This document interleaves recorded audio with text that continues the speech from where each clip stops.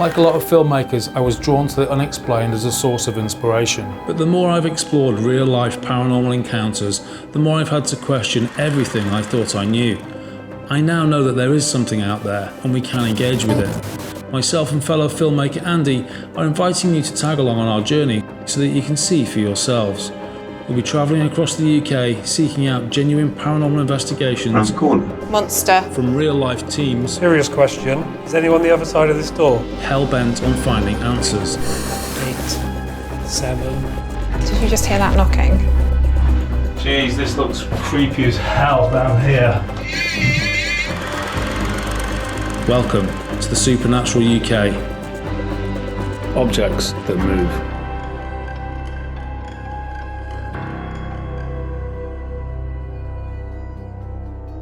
The Museum of Curiosities in Nottingham. Tonight's investigators are the healer and the teacher.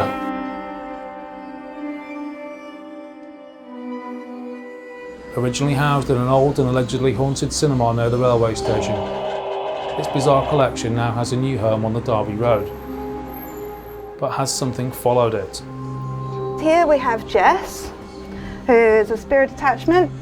She attached herself to the wedding dress. She does turn up in investigations quite regularly, and some people have even thought that they've had a guided tour from her.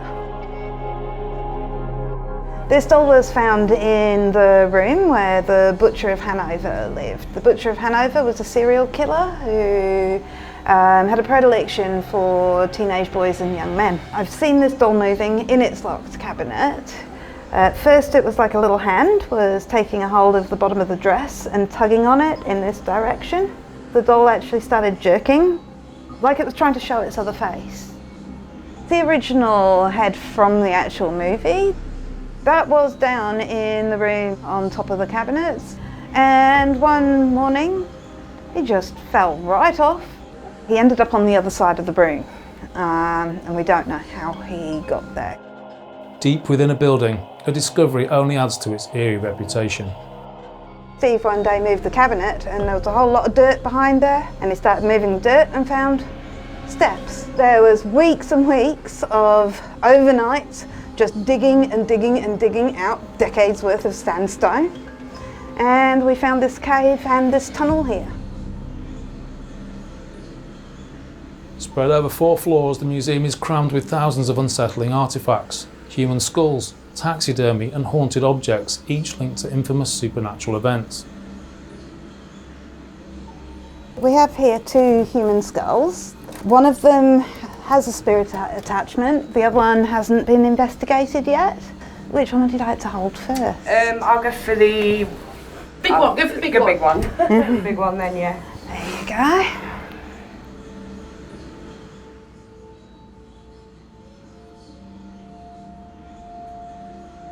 My heart's it's going really bad fast there. I feel like all emotion's been ripped from me. I just feel cold emotions, that's about it. Upstairs in the maximum security doll room, Yvonne catches something, a movement inside one of the locked cabinets. Do you know you see something stop? And then we walked away, we went back, and I stood literally here, and that was just going woo, like that. I hadn't even set my camera up yet, and so I just whipped out my phone and caught the movement on that. Right time at the right place. And then I do it. Nothing.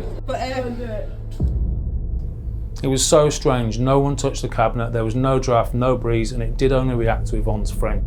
It certainly didn't move for me.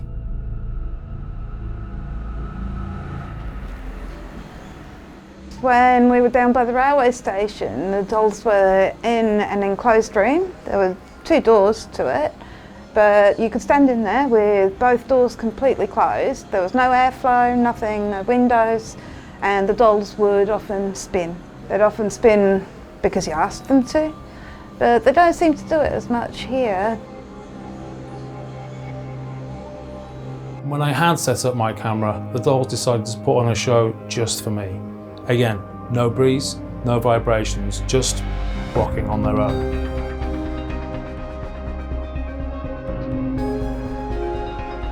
I even checked for hidden wires to make some sense of it, but there was nothing. So, is something within these walls trying to get our attention? And so we turn to our investigators Justin and Diane and ask, can objects really be haunted, possessed or even cursed? I think it is possible, but whether it's actually a spirit or an entity of a human that's jumped in there or not, I'm not sure. But I think possibly if people have enough intention, that maybe they can create a haunted object. Really just hoping that if there is a possessed object, doll, whatever in this place, then it reveals itself in some form that's going to convince me. Let's go and see what we can find.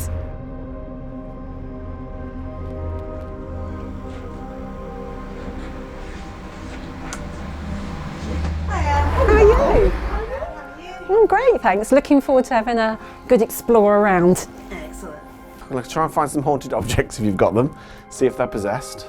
I think the idea really is to see if we can maybe split up first thing. Would you be able to show us whereabouts to go? Yeah, so one of you can go that way and the other one can go that way. Okay. Right, ready? Ready as Right. ever be, Justin? I'll see you in a bit.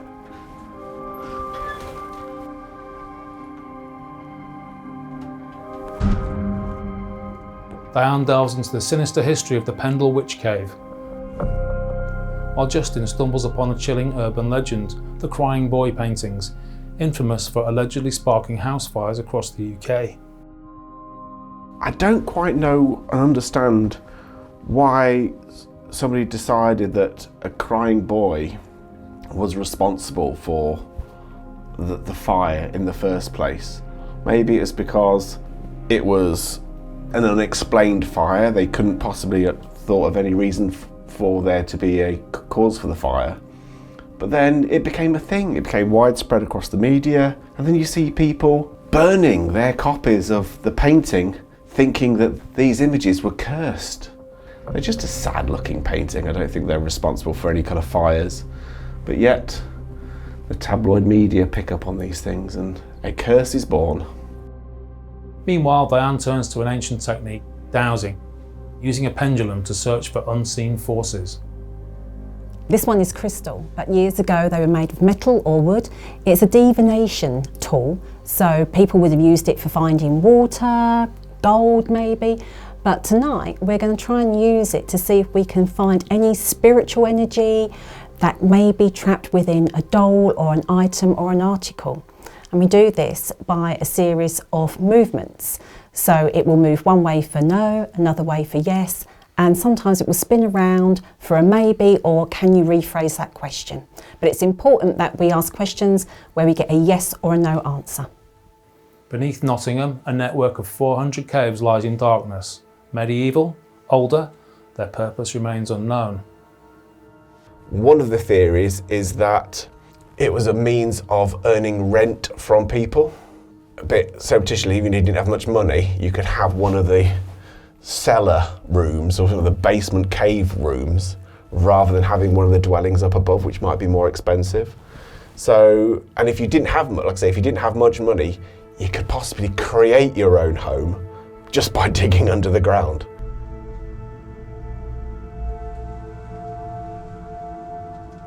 I won't say that I'm attuned to it all the time, but occasionally I've certainly have sort of picked up some sort of vibe, and sometimes someone will back me up with that and sort of say I've got the information right, and other times not. I think you act sort of a bit like a radio, but a bit like a transistor, and sometimes you're just able to tap into a certain frequency and pick something up, and other times you're not. I don't like to hold it too long. So, I mean, it says this skull is haunted, so we could ask, is there a spirit? You see, that's beginning to go. So that's moving, yes, so is there a spirit attached to this skull? Okay, thank you. Are you male? And that indicates a no. Thank you. Are you female?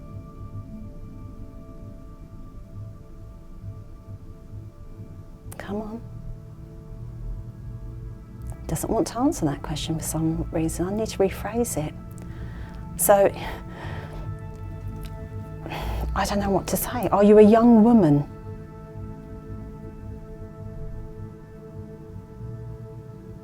So that would indicate yes. Diane investigates the second skull. Did you die of natural causes? No. So, maybe they were murdered or in an accident. Did you die as a result of an accident? So that's quite a big swing backwards and forwards, so that indicates a yes. Upstairs, Justin uncovers another mystery. These two portraits, this husband and wife, before their deaths, performed some kind of dark ritual where their souls were bound together, apparently, which is a fantastic story.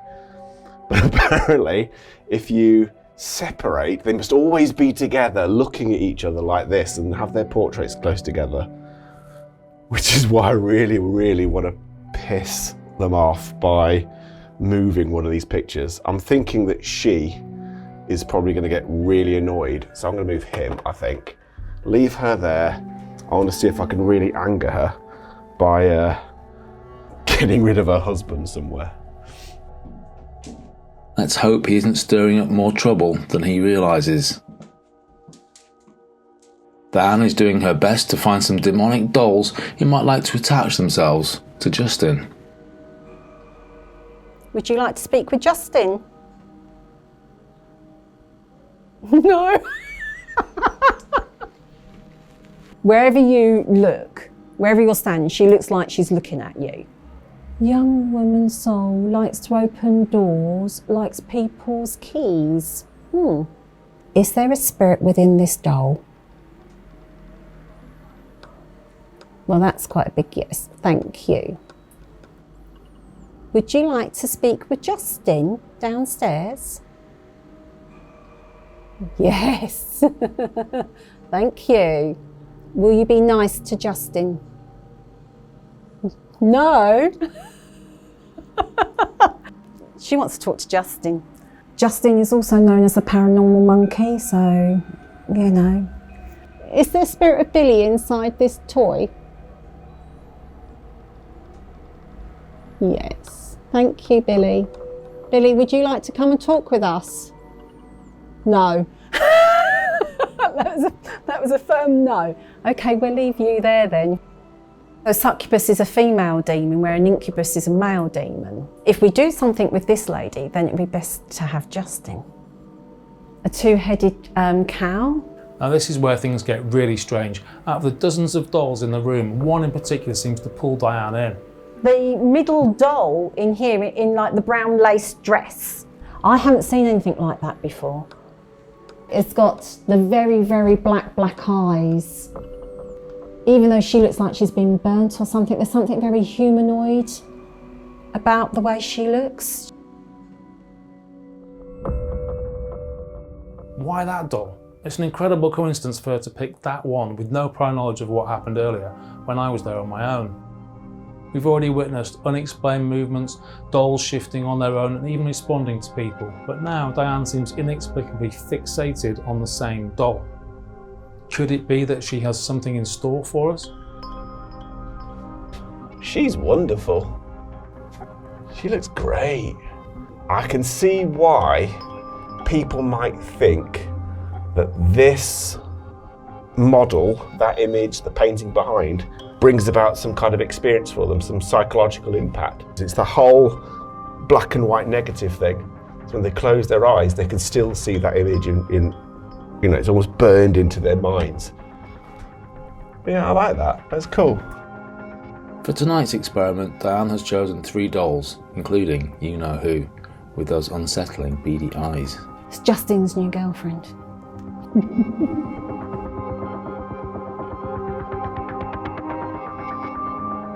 This building is crammed full of like hundreds of stuff that might be, hundreds of things that might actually be haunted with the spirit of something. You know, I mean, for all I know, the lovely nun there might be haunted. People have had experiences in this building. If we're going to get anything, this is an ideal place to actually get something, but it'd have to be doing something really, really interesting and really definite for me to believe it. We're gonna just setting up a 360 camera, just so where we're gonna do a little investigation down here. So we've got camera rolling, we have a mic down here. Hopefully we can try and catch some EVPs of anything that may want to talk to us, which would be lovely. Electronic voice phenomenon. EVP refers to unexplained sounds and sometimes voices captured on audio recordings during paranormal investigations. Now these things are just weird. We can be running sometimes 12 microphones at once, and then whilst editing I'll find a disembodied voice on just one of the tracks, sometimes in response to a specific question. We'll represent an EVP with a waveform visual like this one for each EVP we come across. This little thing here, it's called a seismo. All it is going to do is record any vibrations whatsoever that may occur within this room. So it's a case of turning it on, it'll flash a couple of times, place it down, that'll calibrate now. Once it turns itself off, it'll turn there, it'll go blank. Now that's ready to go. And if there's any vibration, it will shine at purple and make a beeping noise. Here we go. Hello. Hello, I've brought a couple of lovely ladies for you. Will you? Look at them.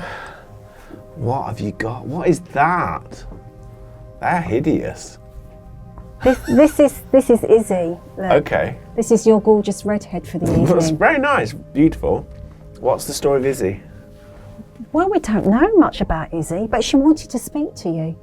It's a weird thing, this. You know, even thinking about talking to a doll, right? Just but go I with will, it. I will go with it. But if it wants to talk, Just I'll come talk. out It's of your fine. comfort zone and talk to the dolly. yeah, I know it's it's ridiculous. But if she wants to talk, I'm willing to listen. Let's Yeah. do it that way.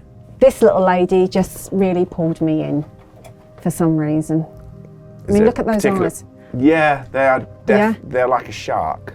This is a succubus, or possessed by a succubus. Really? Yeah. Okay. What do we know? What do we know about her? Well, succubus is a demonic entity that is known to enter men's dreams in a specific way and can make them very unwell from those dreams. Okay. Yeah. She did once break her own cabinet because a man was laughing at her. See? Okay, cool. Okay. Okay, Yeah. go for it. Yeah. So which one do you think is best to be the main focus in here, this Well, room? I think it needs to be the succubus. Well, particularly as I've been laughing about it. Fine, yeah, let's have her in. Let's have her in. The cellar is set. At the centre, succubus. Jeez, this looks creepy as hell down here.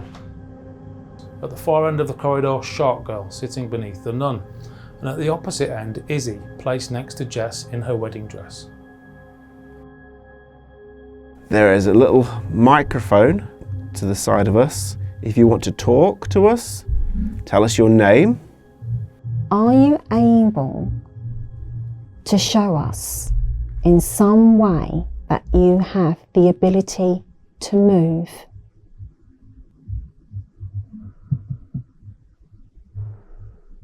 If you want to look at me properly, turn this way, or just show me that you're kind of interested or not interested.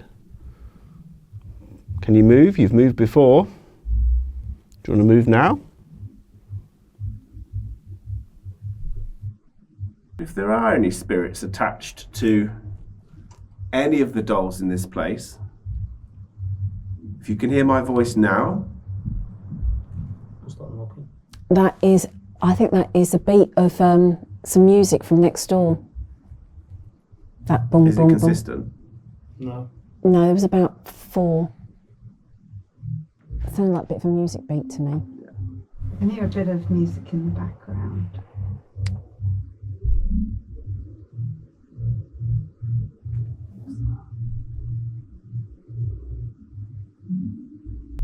I would guess that's the wind. Is there any kind of like an open panel or anything like that that would allow the wind to come down into this area? No. It almost sounds a bit like dragging. So is it kind of like contained down here? Yeah, yeah. And that was a big thud then, wasn't it, though? That was a big bang. But what was it that banged?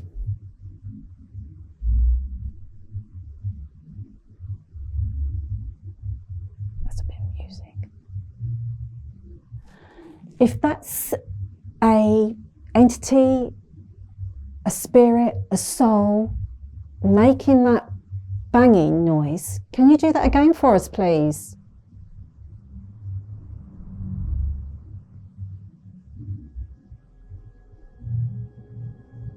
So you've got the deep rumble of the traffic, which I can kind of just about pick up in here.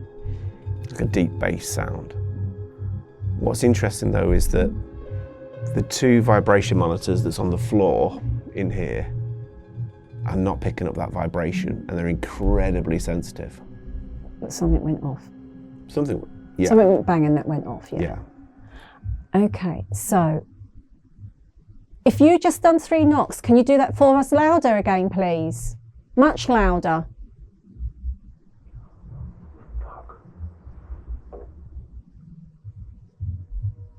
Can you come closer with that?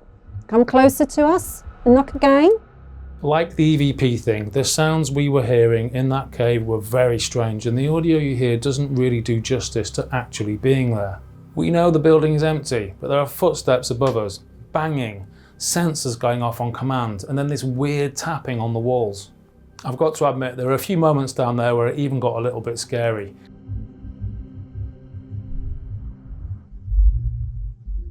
So is everyone hearing what I'm hearing? Can you hear it? How clearly can you hear it on yours? Clear.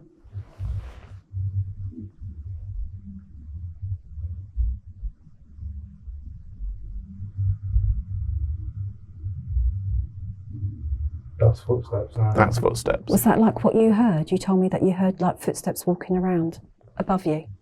Yeah, very similar. What's really difficult for me to kind of determine is the source of those footsteps. We're right next to a pub. We're right next to a pavement. You know, with anybody walking past, how clearly Those footsteps, would you be able to hear those but footsteps? those, to me, those footsteps, if that was footsteps, sound like it was on floorboards rather than on concrete. The doll sitting round the corner there in the, I like to say, chocolate brown lace dress. Can you move for us? Can you set that sensor off in front of you? Set the light off to let us know. Set it off if you want to come back round here.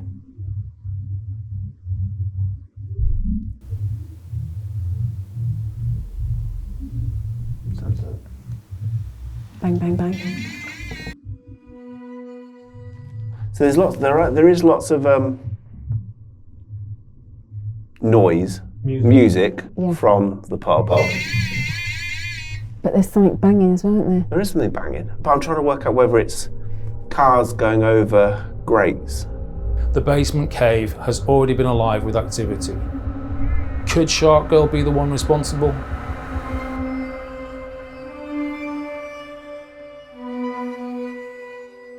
We have encountered knocking, footsteps, motion sensors activating on command, and even EVPs.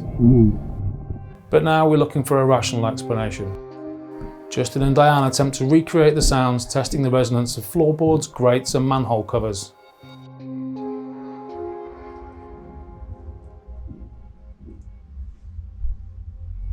Anything? Yeah, I can hear you walking, but it's not as the base of it isn't as deep. Anything that sounds like footsteps, chances are they are footsteps, but it's a case of people rather than Pinpointing them. it's pinpointing it down, and it's I always go back to, just because something is unexplained does not make it paranormal. Justin takes to the streets.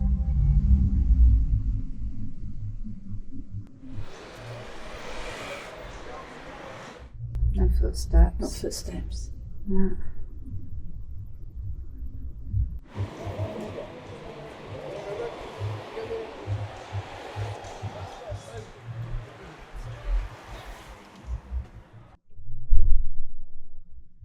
But there's no coverings immediately outside. There are further down the road. Because of these kind of cavernous, these spaces, it could be, some of it could have been caused by like the traffic, because it's constant traffic past here. But there's nothing immediately outside this building that would cause. But now we've got no more, well, to our knowledge, that hasn't been flashing anymore, has it either? No. But something tells us this investigation isn't over yet, because Shark Girl still demands attention. There's just something sort of really sort of mesmerising about those eyes. They look so real. You know, they look like they're looking at you. You were brought in as a gift. So, if there is a spirit or a soul or some sort of entity inside you, can you do something for us? Can you either say something? Can you move? Can you set that light off again? It happened a little while ago in that other room, and we've brought you round here. Can you do it for us? Because really that would make Justin really happy, if you could. Can you do anything to prove that you are here and you either want to stay here or you no longer want to be here, you would rather be somewhere else? If I offend you, can you do something?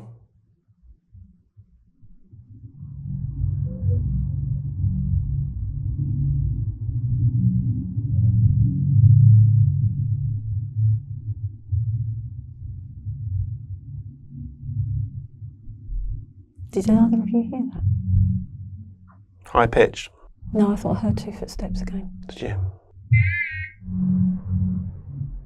Where was that from? Around the corner. Can you do that again for us? Can you walk loudly on the staircases?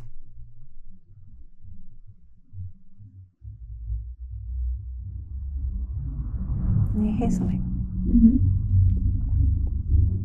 Yeah, but it sort of sounds like something tapping on here.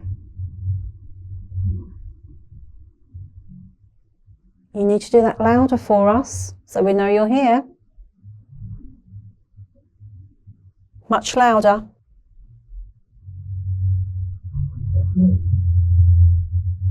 That was just sort of one, wasn't it? Remember, these are EVPs, recordings we couldn't hear down there and then on the night. We only found them after the event.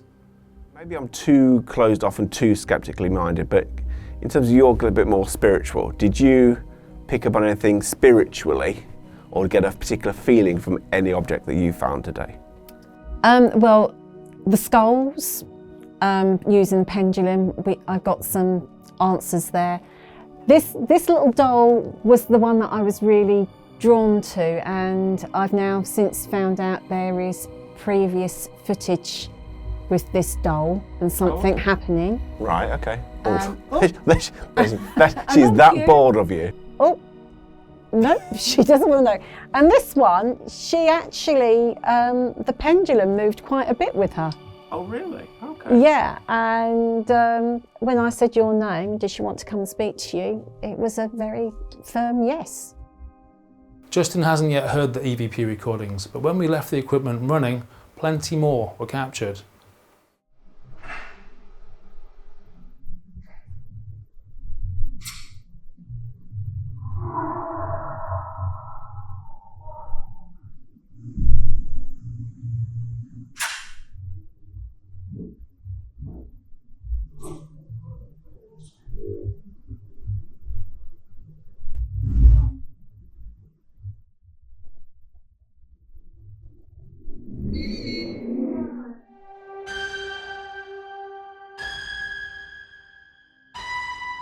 I think as soon as people start linking something that's happened to an item, then it's really hard to get rid of that. So if they think they have a doll that looks creepy, they hear an unexpected noise, it becomes very quick and easy to blame the creepy looking doll on that unexpected event. That's what I personally think. One monitor went off, but a second monitor, probably only about 8 foot away, didn't go off. And I actually expected, if there's a vibration on the same floor, the same area, only 8 foot difference, there shouldn't have been that much difference. I'd expect them to both go off at the same time, but they didn't. We just haven't been able to find an explanation for what caused that vibration. Obviously, we're very aware that there is a pub next door and there's people outside and it's noisy, but also they did sometimes appear to happen when we asked them to. Now, it could be coincidence, but maybe it's not. So I think we need to remain open-minded. It could have been in response to some of our questions, or it could have just been really good timing. I think it definitely needs looking into far more and more time with the same and certain objects. And in particular, Shark Girl. Of course, there could be another culprit, or maybe something is planning to follow Justin home tonight. I would love the succubus to come and visit me this evening and whisper sweet nothings into my ear tonight, because if that happens, I will be the first person to contact you in the morning.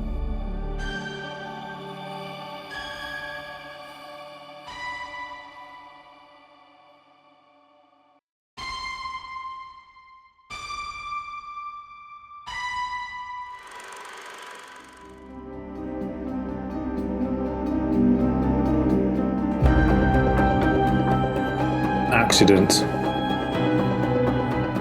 Tonight we'll be heading to a theatre with the accountant and the kickboxer.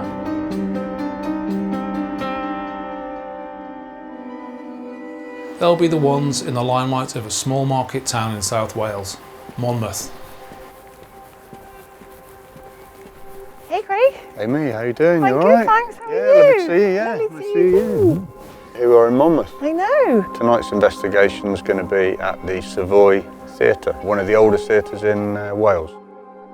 In terms of paranormal, there's reports of a ghost called Fred that haunts the theatre. Okay.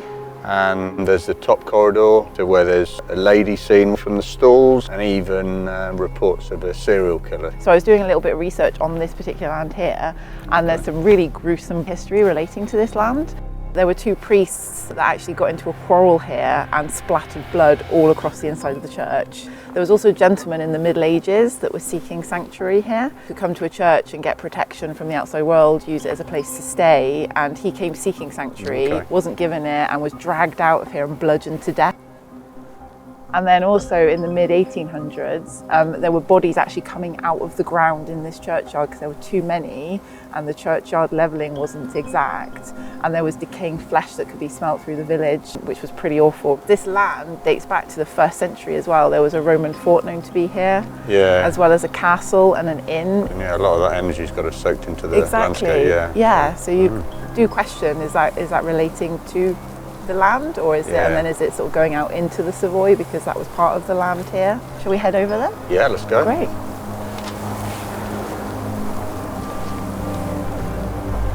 Started to rain.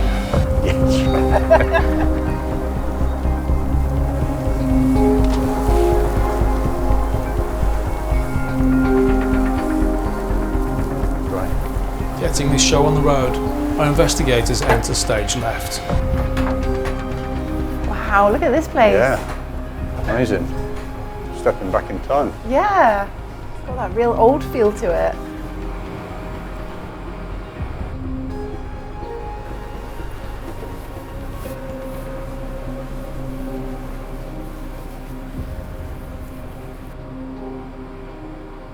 It's interesting, in other locations you get modern extensions to buildings, and apparitions or spirits reported in the old parts of the building then seem to be reported in the new part of the building. So that would imply that they aren't necessarily part of the fabric of the building, but could it be part of the land maybe? So Craig's brilliant to work with because he's a very calm energy to be around. He's great because not a lot phases him. That's the aircon unit.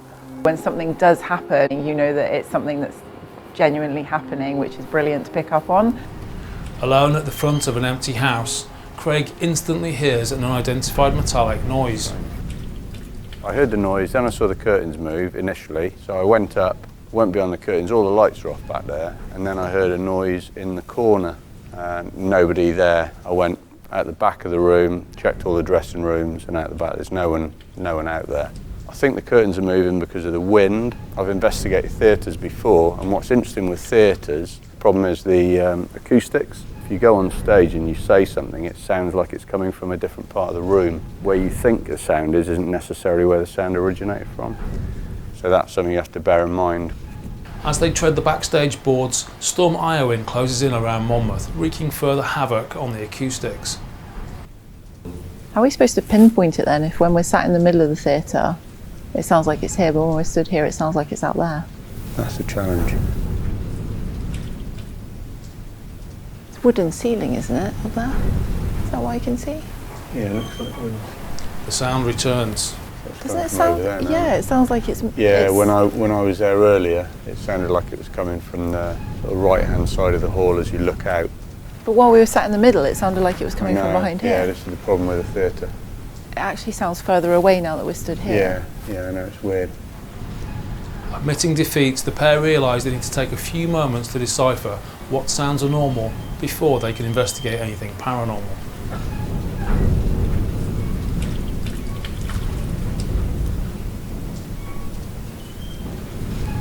Yeah, I think we need to try and determine what that could be. Yeah, that's pretty freaky. Because it's getting louder as well. Earlier it was just a few little sounds of like metal dragging, and now it's like rumbling noises. Together they investigate the top corridor where the lady has been seen wandering. I wonder if this is the corridor where they said there's been apparitions or movement down here. Top corridor. It definitely feels a little bit. Yeah, this has got to be it, I think. Feels like kind of one of those corridors where if you were locking up the place the night by yourself, you'd want to get out of here quite quickly. Yeah.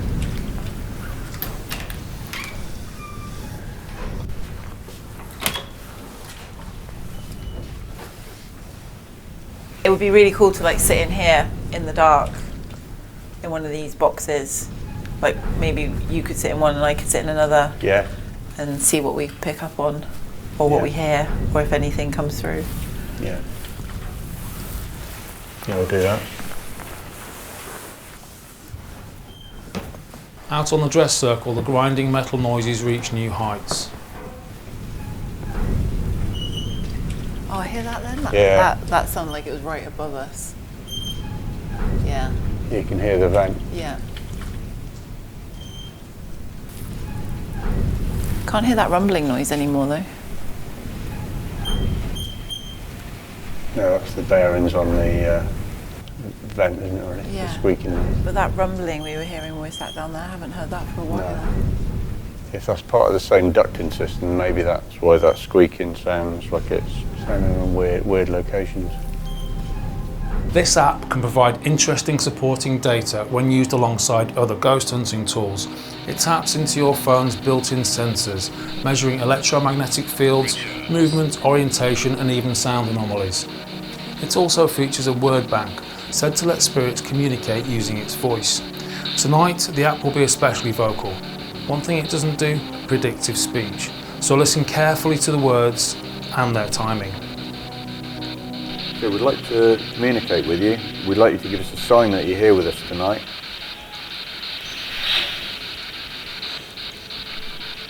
If that's you making the noise,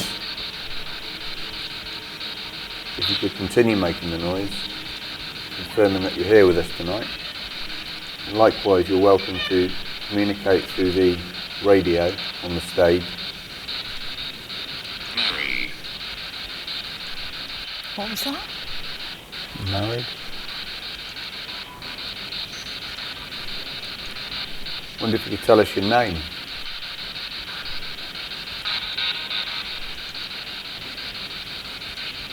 We'd like you to come and share your story with us.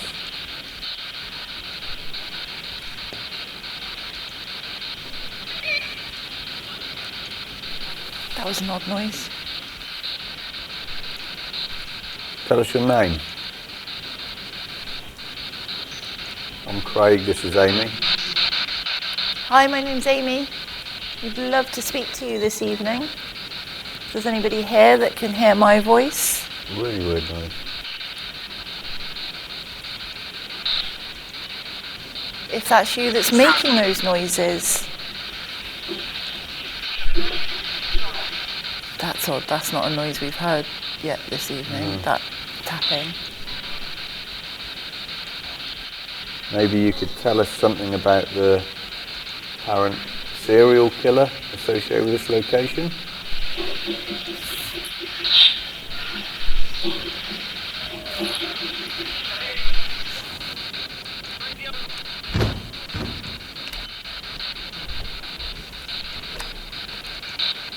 That was like right on cue when you said that as well.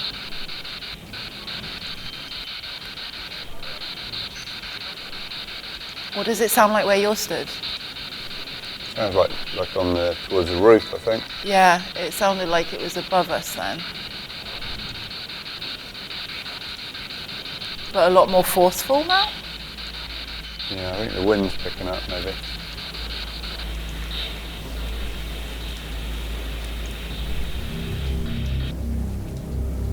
Amy and Craig regroup in the front stalls and continue calling out. Unfortunate.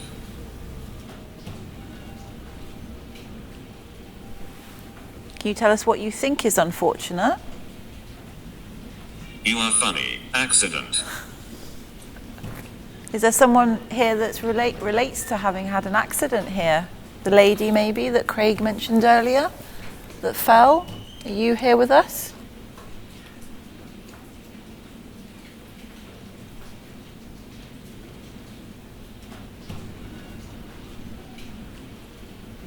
How did you get here? By car. We'd love to know how you came here. They sound like voices.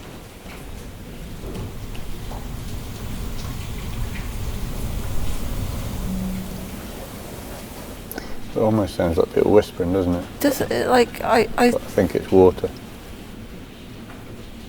like very faintly. I had to do a double take and realise that everyone that's here is here. Corinne's on her own down there. My camera just moved. Did it? I thought I kicked it, but my foot's nowhere near it, I didn't move. Despite being securely mounted on its tripod, my camera inexplicably jolts on its own.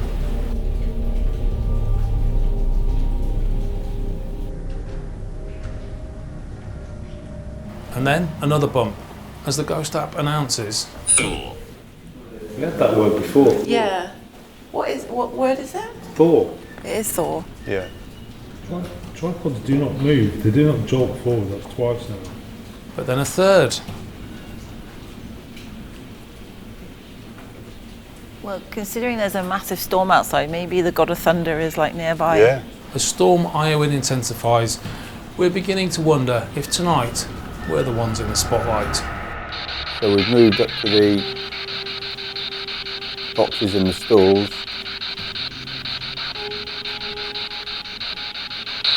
So if you'd like to walk down the corridor outside the stalls, maybe turn one of the lights on. I felt that someone was interested in relating to the word serial killer earlier. If that's the case, could you give us a sign? Is anybody that can hear us hear Craig's voice or my voice?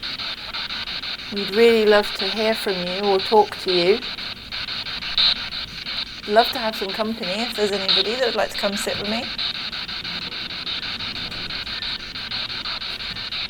Absolutely not. That was quite loud. Or maybe you could touch one of us. Full our clothing. I'm not gonna lie, I'm feeling a bit goose pimply. It's unknown. Like all the hairs on my body are standing up. Is there anybody in here with me right now? Yeah. I thought I heard yes then. Anybody here with us? Give us a sign. My chair just moved slightly. Like it felt like something hit one of the legs, and I felt the vibration up through the chair. If you just tapped my chair or somebody tapped my chair, I'd really appreciate if you could do that again a little bit harder for me. I'd like to maybe chat to the lady, if there was a lady here that lost her life in a fall. Accident. Oh, did you hear that? What was it? It said accident. Accident. Straight away after you said a fall, Yeah. it clearly said accident. As the team set up for an Estes method experiment, something seems to be watching and second guessing us. I remember what I said earlier about the ghost app and the predictive speech. So there is a man who was here for many years that died here as a tenant of the Blue Inn. Amy's got the name. He was 72 when he died. As Karen tells me that the man was 72 when he died, the app completes his age with impeccable timing. Amy's got the name. He was 72 when he died. But that could be just coincidence and good timing, right? Amy sits down in seat 4D, a seat where there have been several sightings of a female apparition, but it wasn't reserved. Move over. Move over. As Andy takes a GoPro up to Craig in the box, an ominous message. Even stranger, the electronic voice is only picked up on Craig's personal microphone at the exact moment the GoPro's image distorts. That's freaky. Are you up there with Craig?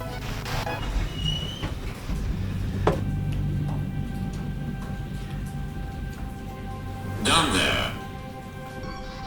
As Andy comes down for the cable, Bring it to me. Can you see me? We can't see you, no. the Estes method is spirit communication with a twist. One person is blindfolded wearing noise-cancelling headphones and listening to a spirit box spinning through radio stations. They can't hear the questions, just the radio static and voices. Whatever they say out loud, that's where it gets interesting. If it lines up with the questions, maybe something is trying to talk back. Is there anybody up there with Craig who'd like to give us their name? Is the lady that had an accident here?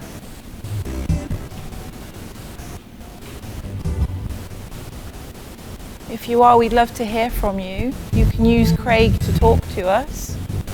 Okay. Do you think you can tell us what happened? Ocean. Was it something to do with the ocean, was it? Pretty sure.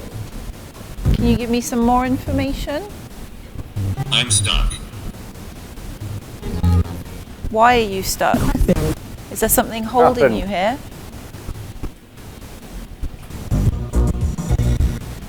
Accident. Again. There. Is that the lady who had an accident here? I'm not sure. If there's anybody else here who'd like to come through and give us their name or talk to us, we'd really appreciate it.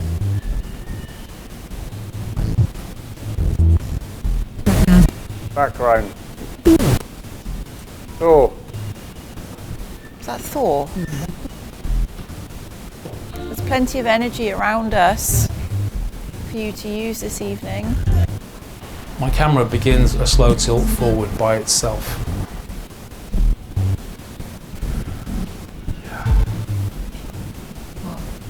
You okay? No. The tripod moved again and I've just got goosebumps all through me.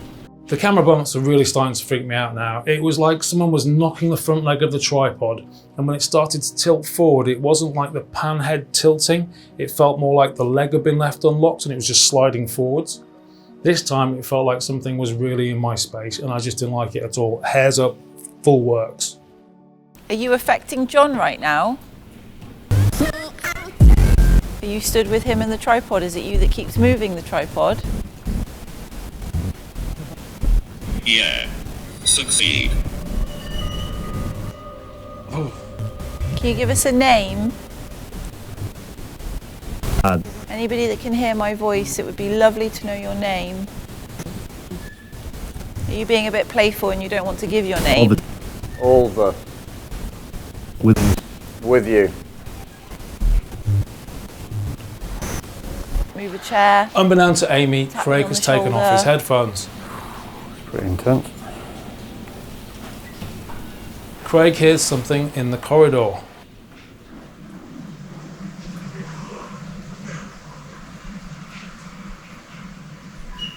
Even move the tripod again.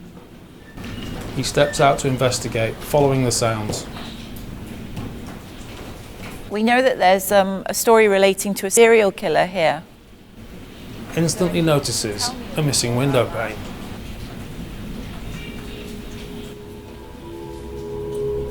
The pane was clearly in position prior to the Estes method and can only have been blown out during the Estes session. But before Craig can explain what's just happened, he's upstaged by the ghost app once more. It just, Missing. I just realised there's like a pane of glass missing from a window up there. I heard some noise. It's odd, I didn't notice the pane of glass missing before. And it's almost like the roller blind has come up, so we noticed the pane of glass missing. We're beginning to wonder if we're being played here. Missing. Camera. So the vanishing pane of glass is either just storm damage coincidence, a response to Amy's calling out, or resident ghosts playing tricks on them. Ah. Yeah. Strange.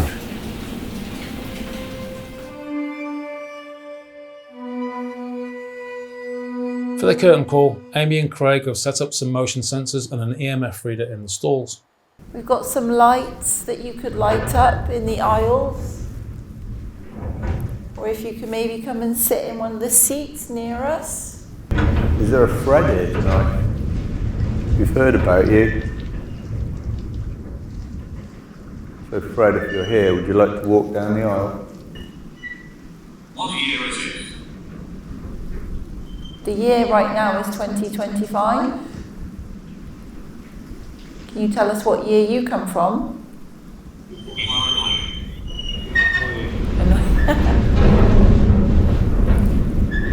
Why are you here?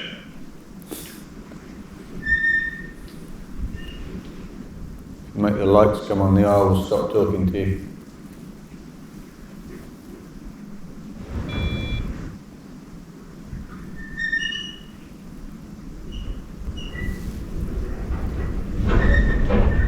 Feeling like the residents are chewing the scenery, the team make their final request for names.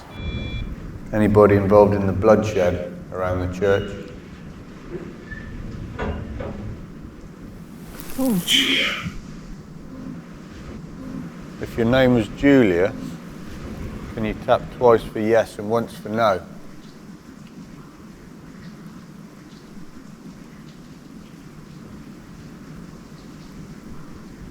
If you want us to leave, give us a sign.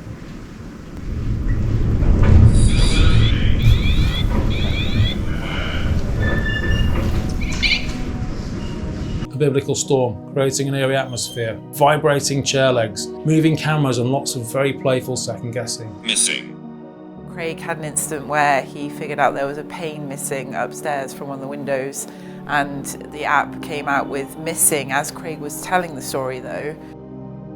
And then when we're in the building, when we said the word serial killer, it's like almost a storm kind of reached an apex outside and things were shaking. So yeah, quite strange.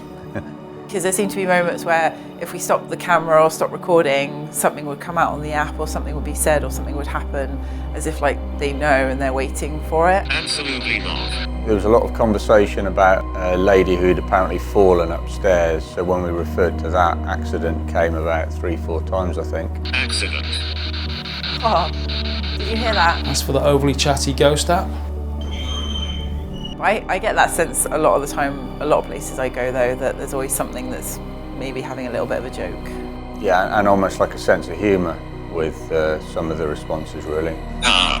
But the million-dollar question, do our investigators concur that the Savoy Theatre is truly haunted? Definitely feels like there's something here.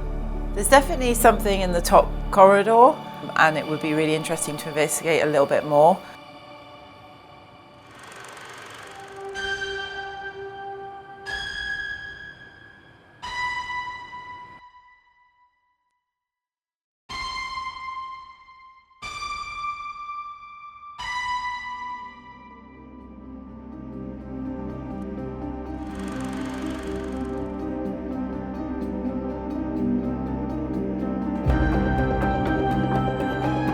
Awakenings.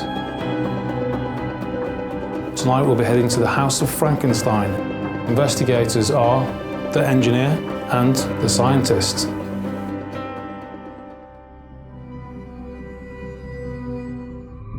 Mary Shelley's House of Frankenstein first opened its doors to the public in July 2021. We're a multi-sensory immersive experience in the centre of Bath that tells the complete story of Frankenstein from its origins when a young woman came to Bath in 1816 and wrote her novel, and its journey all the way through into popular culture. The house is a Grade 2 listed townhouse, 4 floors and a basement. It's just under 300 years old, so it's got quite a lot of history in that regard, but we haven't got an awful lot of information around it. For the last 150 years, I understand it's been a solicitor's office, so lots of legal things happening here. But these days, what happens inside is far less by the book, and it all begins in the basement. Usually I'm down here in a costume and with a mask and scaring the hell out of people. There's an audio track that plays on a loop in this room. It's about a 40-minute audio track.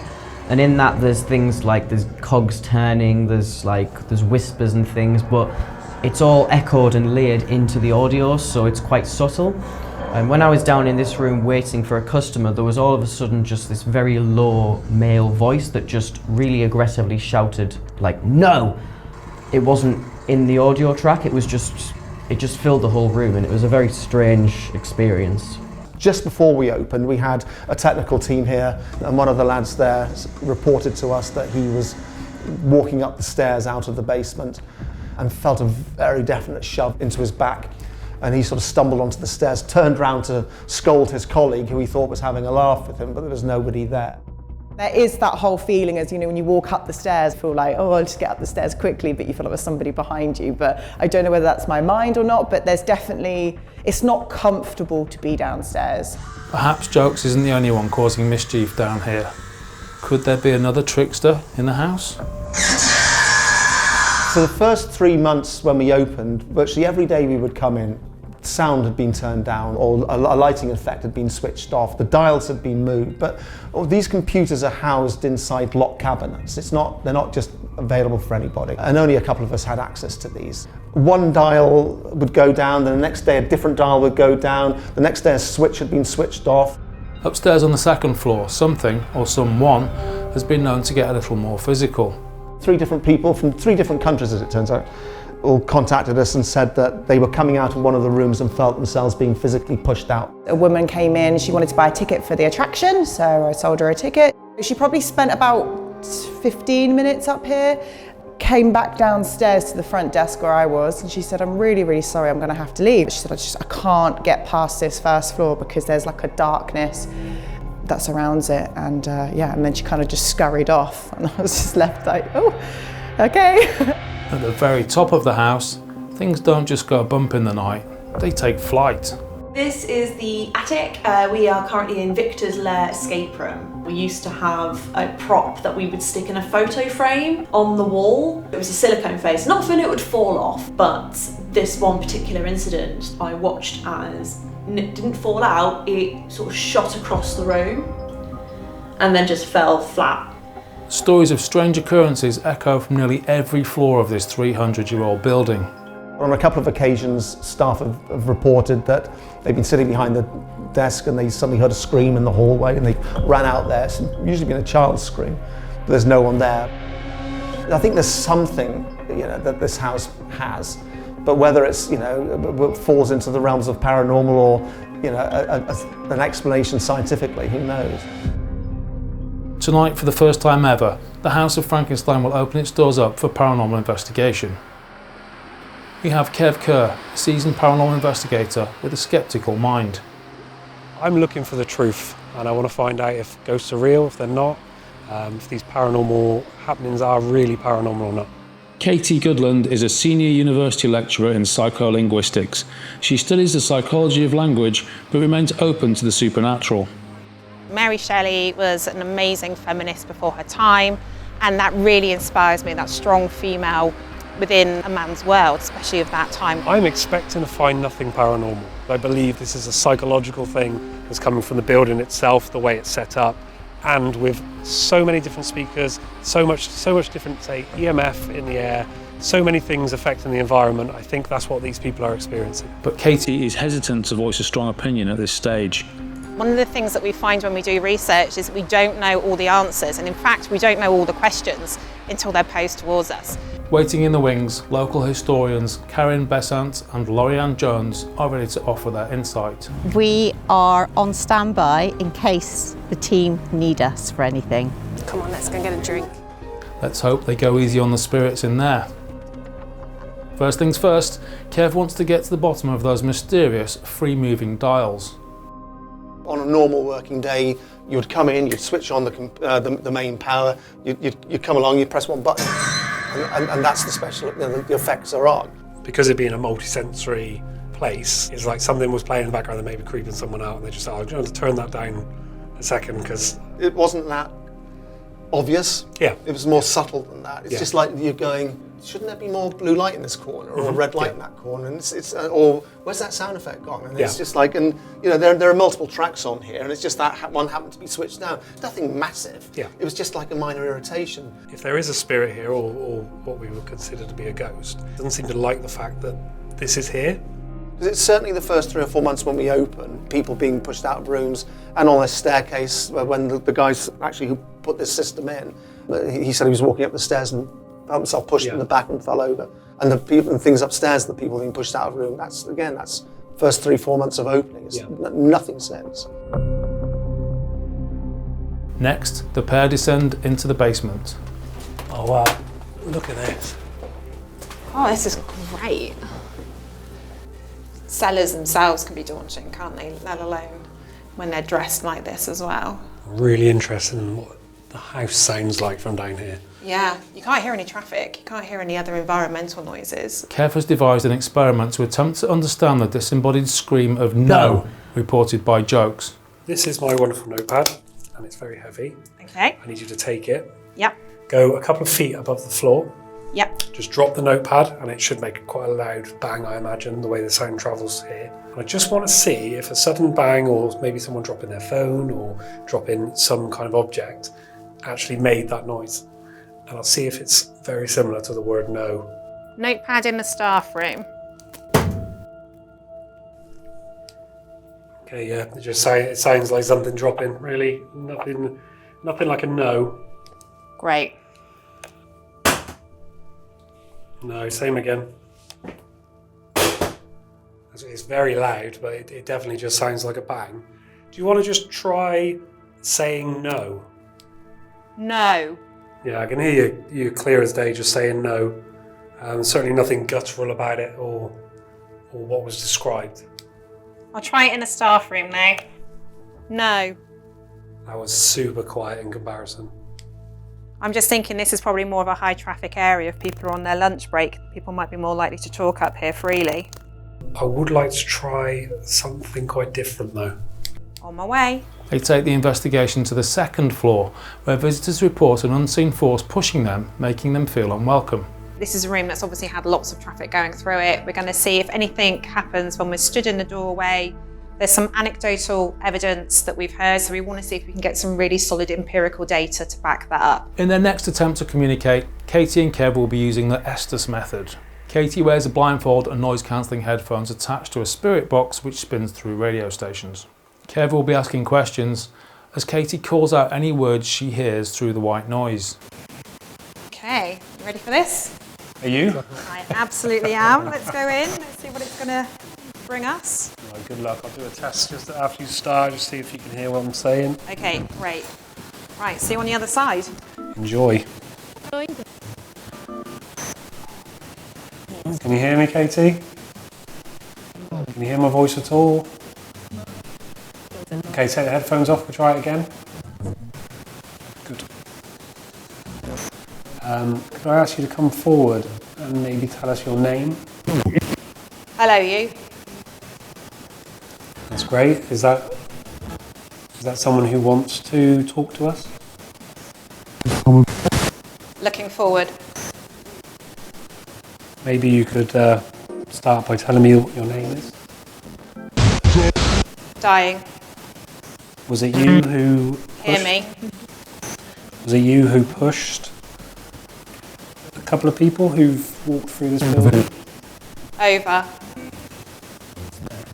I'll ask again. Could you tell me your name? Maybe you can tell me where you are. I'm staying. Are you in this building with us?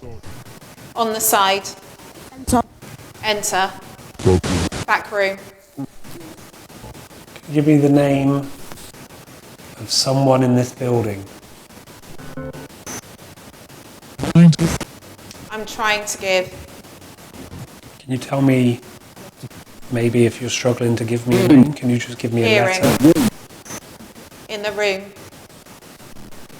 Do you live here? One up. Do you live upstairs? I've been here. Are you dead?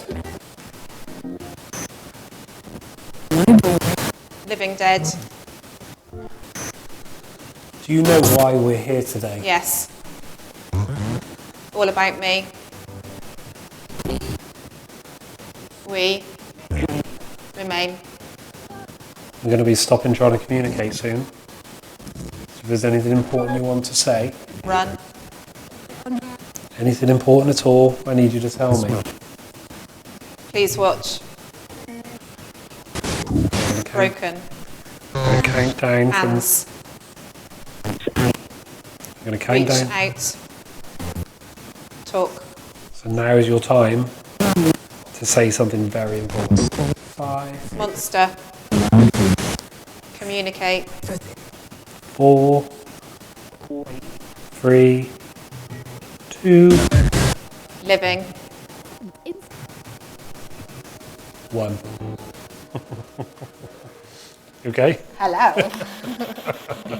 I wondered how much you were going to jump then. How was that? No, that was actually really good. There was, I couldn't make anything logical out of anything that I was hearing. I don't know if anything fitted with what you were saying.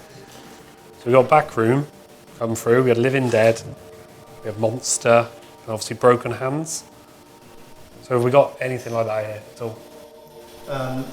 We have the laboratory just in the back room there. That's where the creature is, and that's where the props are, and there's hands and other bits and pieces. A creature. Remarkably, in the back room, one floor up, is a room which contains Frankenstein's monster. Going into the back room. Okay. And creature, monster. And then there are broken hands, one of them resting unnervingly on the side against the holy book. It's not touching a Bible, is it? Yes. Lovely. No, let's have a look. Is that really the Bible? It is. Samuel 9. It's a really odd coincidence, especially when we say we got broken hands. As soon as it was mentioned, it come to this area, but also at the same time, there's lots of words that mention monster. We've got living dead. In the back room, we're in the back room here. In the back room, we do have hands, we have the monster, we have everything else. So all I can say is we might as well go in the way it was pointing. Well, it's certainly taken a little dark turn. So let's see what happens. Time for another Estes session.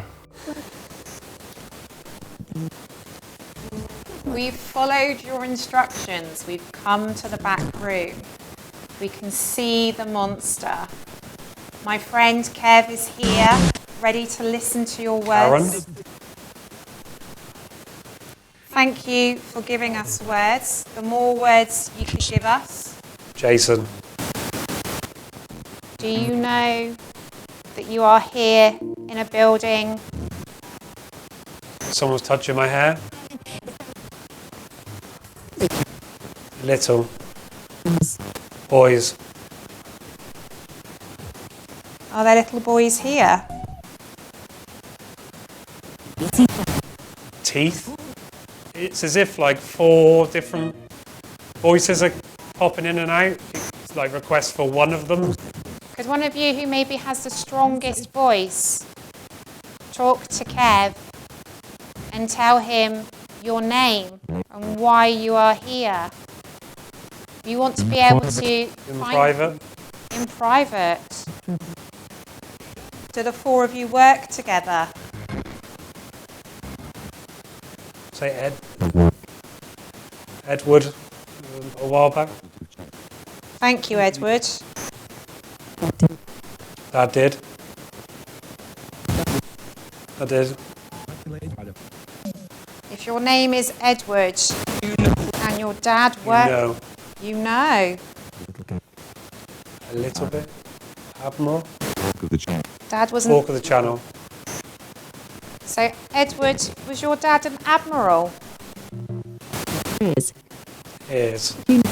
Here. Ink. And the ink. Makes sense. Good Lord. The ink does make sense because my friend Kevin has his hand on a book which is written in ink. Is that what you mean?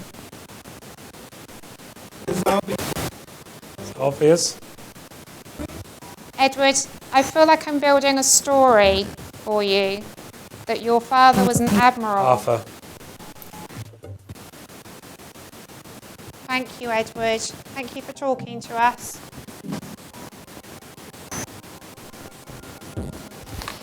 Whoa. How you doing? That was really interesting. Yeah? There's 4 like distinct voices Yeah. that kept coming through. But it was as if all 4 of them were trying to say stuff all around the same time. That's when, but as soon as I said, please just make it one, I went dead for a little while and there was nothing. And then there was like this deep-voiced man, that's the only way to describe it, just coming in and out. But it sort of happened and then he'd disappear and disappear and then it would happen again. I couldn't make out exactly what he was saying. Yeah. Edward was saying that his dad was linked more than him, and his dad was an admiral. But what about the young boys? Someone sort of rubbed against my hair, basically. And then sort of a bit later, it felt like someone did the same on the other side. It was just a really gentle touch, but it was enough for me to kind of go, Just weird. didn't like it. Yeah, it was a bit slow and a bit creepy. So Yeah, it, so it felt deliberate rather than a... Yeah. Okay, interesting. Now it's Katie's turn in the hot seat. Ready when you are. Enjoy. Oh, actually, hold on a minute. We'll just change it over. Good, now it's working. Can I ask you the easiest question, which is what is your name? Respect. Could you maybe give me some kind of information, which means we can find out who you are? Maybe find out who your loved ones were? Can you help me? About this place and a lot about history of this building. They're going to come in and help us. Prude. If you give us your name, Did you miss me? tell me something that is in this room. Can you point out a object that intrigues you in this room? And tell me what that is. Help, it's cold. Can you tell me one item in this room, please? There aren't any. So you're telling me that to you this room is empty? We're all around. How many of you are there? That one. Her. People are here. Avoid. Be seen. I'll be seeing you. And one thing I'd really like to know is what is your name? Pleased to meet you. Goodbye. Prudence. If you want yourself to be known, I'm going to count backwards from 10. You need to give me some information I can use. 10, 9, 8, 7, 6, 5. It sounded like somebody was gasping for air then.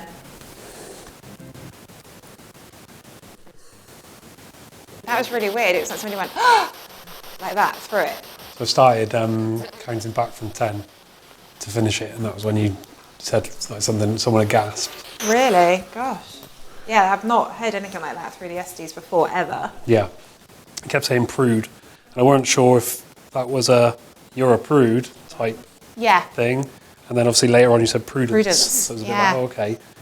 And I said, in this room, pick something that interests you. Like all these objects in this room. Good question. And you said there aren't any. And I was like, oh, okay. Then you said, we're all around. That's me, her. People are here. Avoid. I definitely think we need to call in a little bit of help to try and find out some information.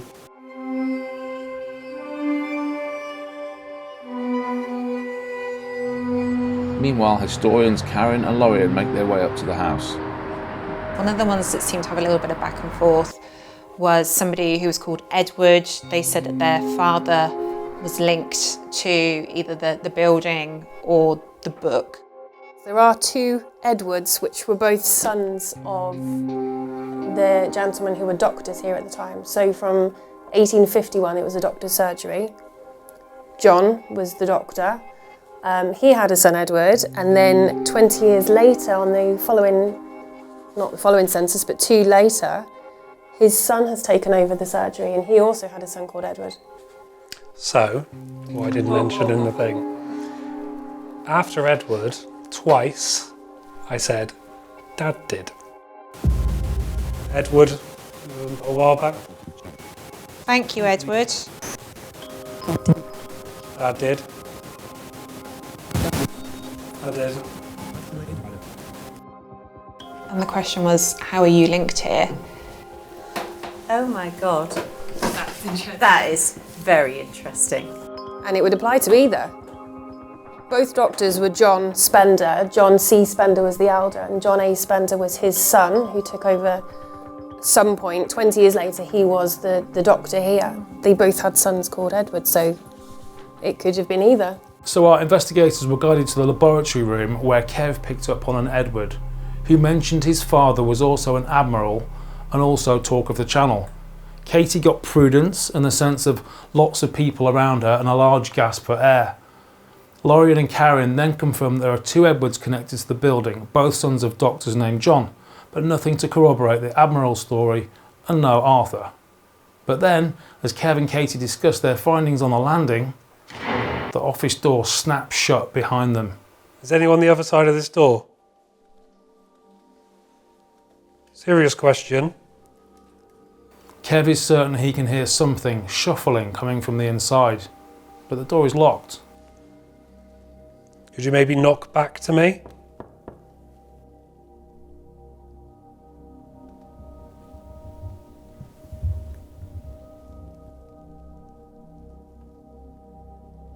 Hello? So I can hear someone moving. Yeah, it's really gently the other side.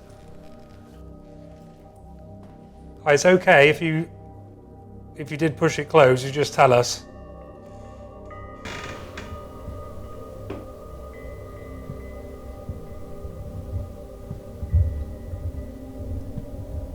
You tell me if you can hear someone.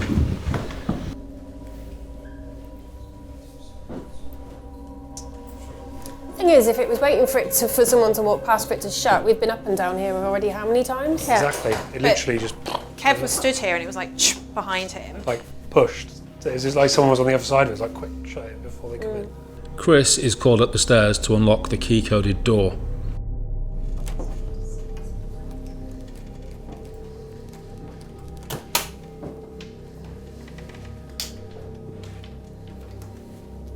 Now we've both heard rustling in here. No, it's like a shuffling on the floor. As if someone was stood on the other side of the door. Yeah. It was almost like somebody pushed it and then rumbled they'd pushed it and they were just trying to keep quiet. I was so sorry.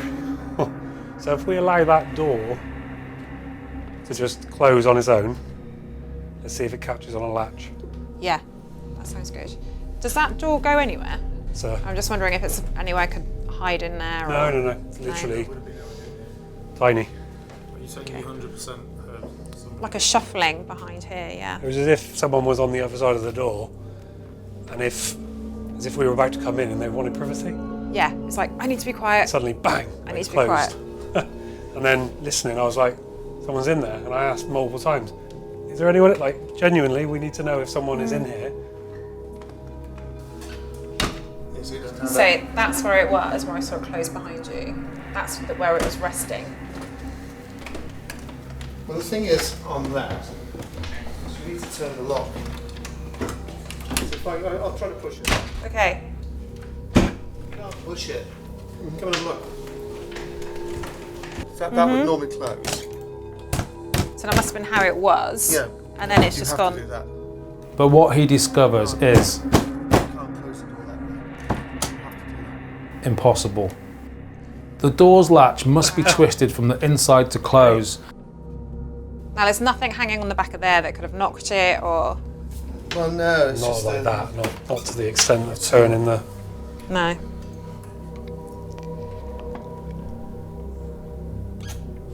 And yet no one was inside. Both heard it shuffling. I saw it close. You felt it close. You couldn't have been any closer to it. Yeah. It was just... It was enough to make me jump. Right, so who or what is behind that door? Kev waits in the cinema room while the others investigate using a ghost app and an EMF reader. You're able to make a noise in this room because we can't see you. Just so we know where you are. Where are you standing? Dangerous. Dangerous. Are you able to knock on a wall or the door or tap your foot on the floor, depending on where you are? Sadly, after all the night's excitement, the house falls silent once more. Or does it? There was someone on the other side of that door. I could hear a shuffling and a movement. It was as if they were nervous to communicate to me. And I genuinely went into this situation where I thought I was talking to someone on the other side of the door. Seeing the door move with my own eyes, hearing the sounds behind the door with my own ears. It's a real shame we didn't get to catch that on camera. But for me, it was a lived experience, 100% genuine, shared with other people. Some of the sort of the messaging downstairs in respect to the broken hands. There's certainly been some unsettling things here. For Corinne and Lorianne to join us and pretty much connect those names. He also had a son called Edward.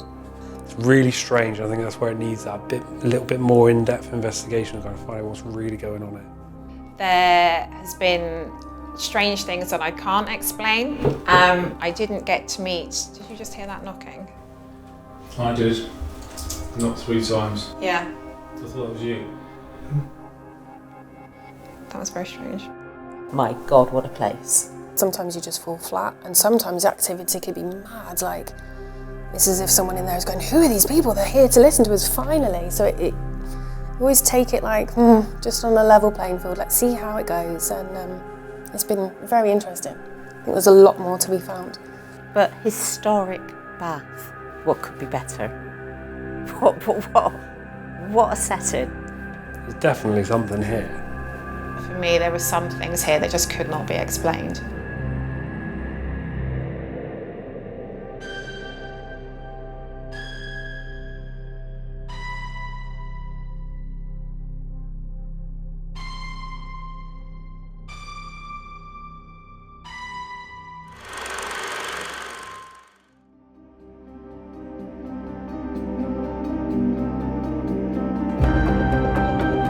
Tower 8. Tonight we'll be heading to Walton Castle in Clevedon. Our investigators include the bookkeeper, the accountant, the consultant, the engineer, the inspector and the caretaker.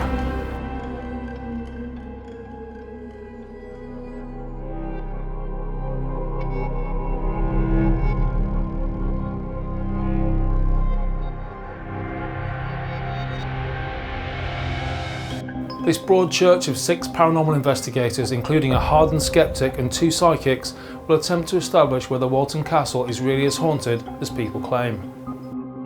This is quite stunning, very dramatic looking as well. This looks awesome. Coming into this room, I did feel like a change of atmosphere, almost as if I wasn't alone in the room. One of the castle's turrets houses a games room in its basement, where Rachel is joined by fellow psychic Kim Morgan and paranormal investigator John Wright. This feels like something not very nice happened. I don't like it down here. It feels like there's something down here that's not very nice and it doesn't want us down here. That's what it feels like. Hidden down here. That's what it feels like to me, it's protecting something. Right, guys, you've had a look around.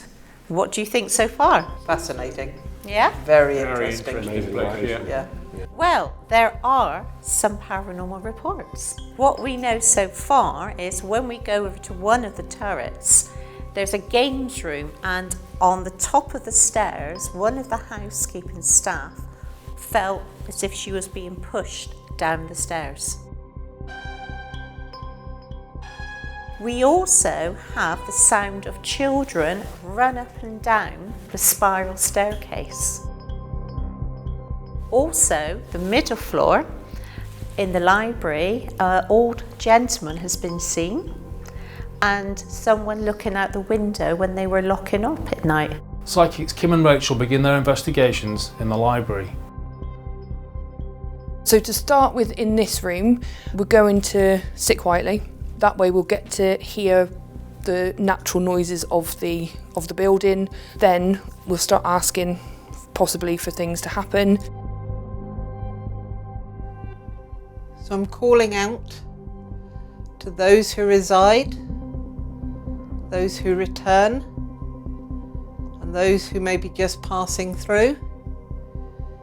If you can hear my voice, and if you can see myself and maybe see Kim, who's sitting on the sofa in the other room, be really grateful if you would come forward and let yourself be known in whatever way you can, please. So if you're here, maybe you could tell us something about yourself, please. Rachel, I just had 2 taps to my left. If that was you that made 2 taps next to Kim, could you do that again, please?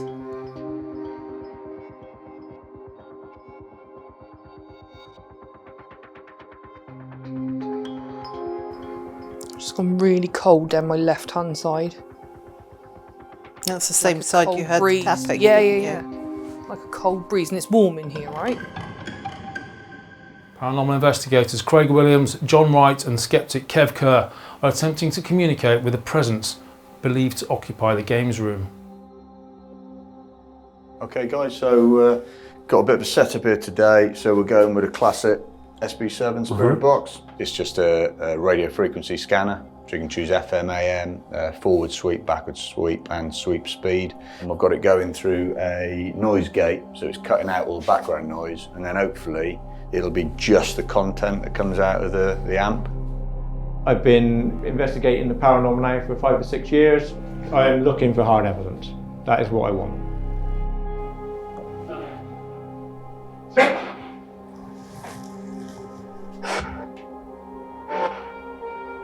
Just sitting here, just relaxing, and just felt like someone just rubbed on the back of my head. We looked around to see if there's anything there to do it, but there's nothing there, so I'm hoping that's a start. So if there's any spirits present in this room with us this evening, please make your presence known to us. I've been a paranormal investigator for about 15 years. I like to look at things scientifically. This place, I think, is a little bit special, and I'm really interested to see what happens. Use the energies from the room, from us, to communicate. Should we set up some couple of balls on the pockets as well, maybe? Yeah, it's worth a try. Well, they're pretty stable, are they? Yeah. Meanwhile, other members of the team are exploring different sections of the castle. I found the atmosphere really quite pleasant when I was walking around, apart from in this room. I walked from the main area into the sort of library area, and I felt like something was in this room with me, and I just felt like something was watching me.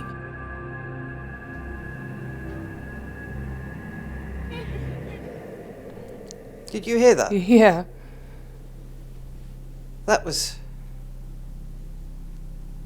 odd. If you made that noise, could you make it again, please, but closer?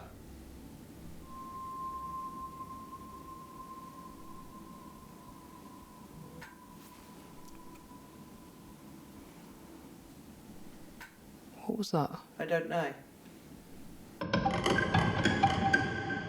In the games room, the radio receiver has begun transmitting some unearthly sounds.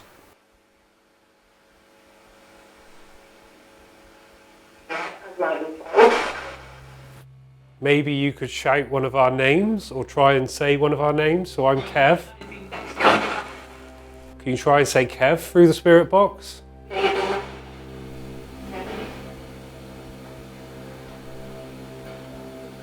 Some people that worked here have maybe sensed you here. Did you try and push someone down the stairs? Why would you push someone down the stairs? Didn't you like them being here?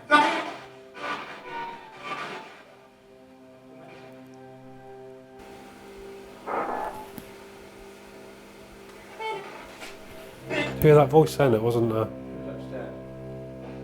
It was nothing from that, but it was like yeah. Yeah, it definitely come from that direction. If that was you, can you do it again for us, please?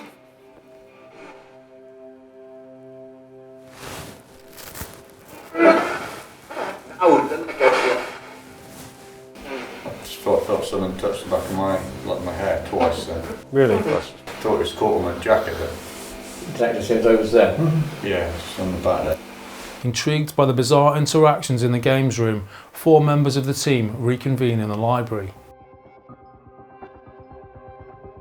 So I'm calling out to any spirits, entities, or anyone who lives here in the castle to come and communicate with us. Maybe there's someone in the room you prefer to communicate with.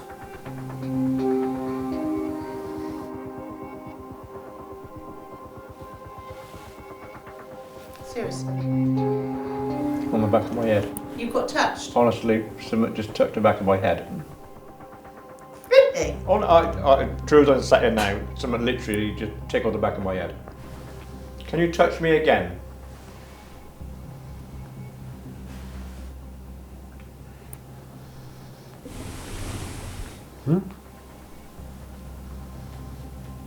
That was not. Did you not hear a female voice then? I heard that, yeah. No. Out there. Seriously? Yeah. Really? Yeah, clear as day. Do you mind I quickly look? Yeah.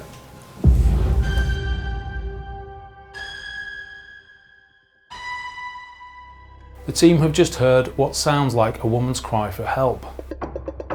Emerging into the courtyard, they hear another cry, seemingly coming from the games room turret they were investigating earlier.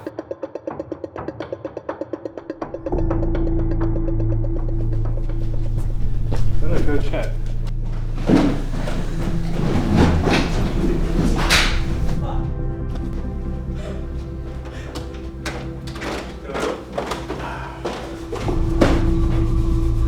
Right? Yeah, just went out to a tit down the stairs.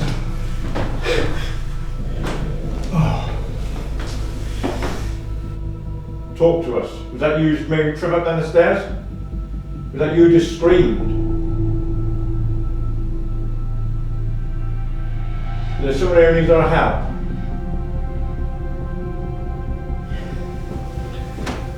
That was really strange. That was a female voice. I just went from the top to the bottom of the stairs. Straight up. As in? Fell. You fell? Yeah. Pushed or fell?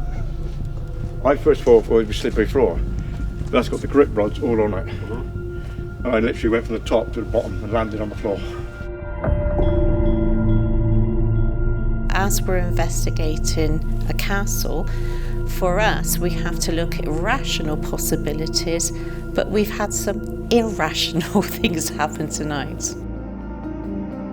In a search for answers, the entire team assemble in the 8th turret for a séance. Okay, any spirits or entities here this evening with us in Walton Castle? We're seated around the table and we'd like to communicate with you. We'd like you to give us a sign if you're here with us this evening.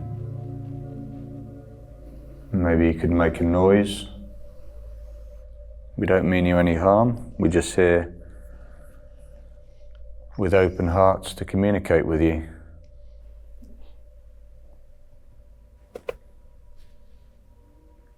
Again. If that is you that seems to be either scratching or gently tapping on the table, could you do it as hard as you possibly can? Again.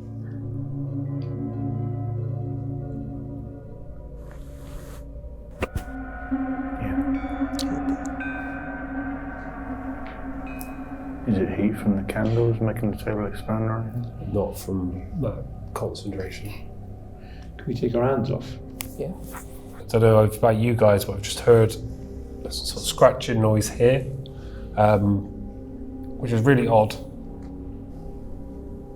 Could you maybe do 2 of those, one after another?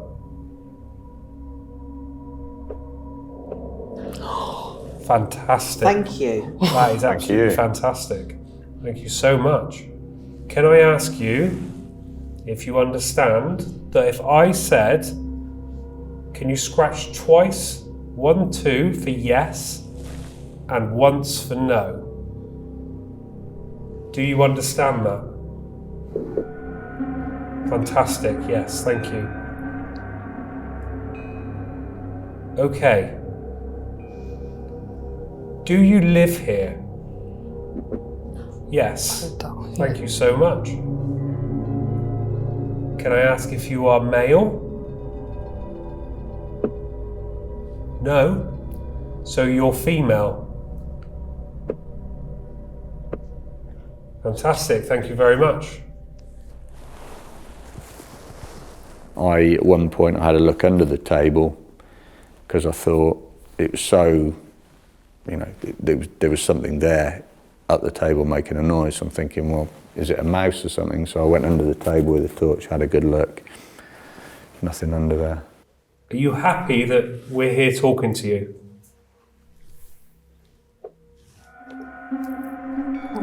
That's fantastic. Thank you so much. Let's go around the table. This is probably the most correctly answered situation that I've ever been in 15 years in the paranormal. And I don't know what to ask you. Are you the woman that's been seen on the stairs inside the castle? Wow. All day long. That was Amazing. Thank you for Oh that. my God, I'm quite emotional. I can't believe this is happening. I can't. You can't believe this is happening. I'm Mr. blown away. Rational. I'm quite speechless, to be honest with you, on how things have progressed this evening. For that to happen in front of my eyes like that changed my world. Yeah, it's changed big time.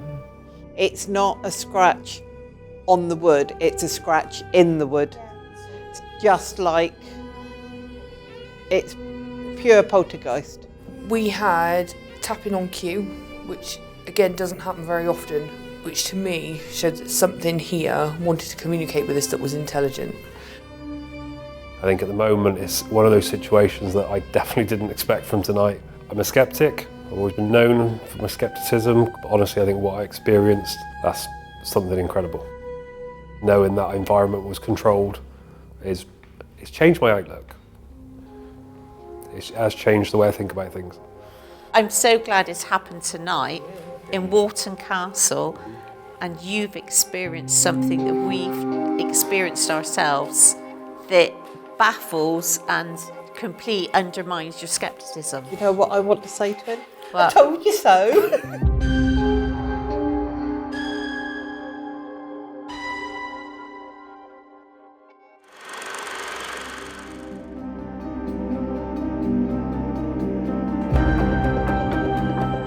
Tower 8 Revisited.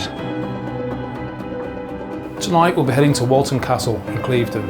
Our investigators include the bookkeeper, the accountant, the consultant and the caretaker.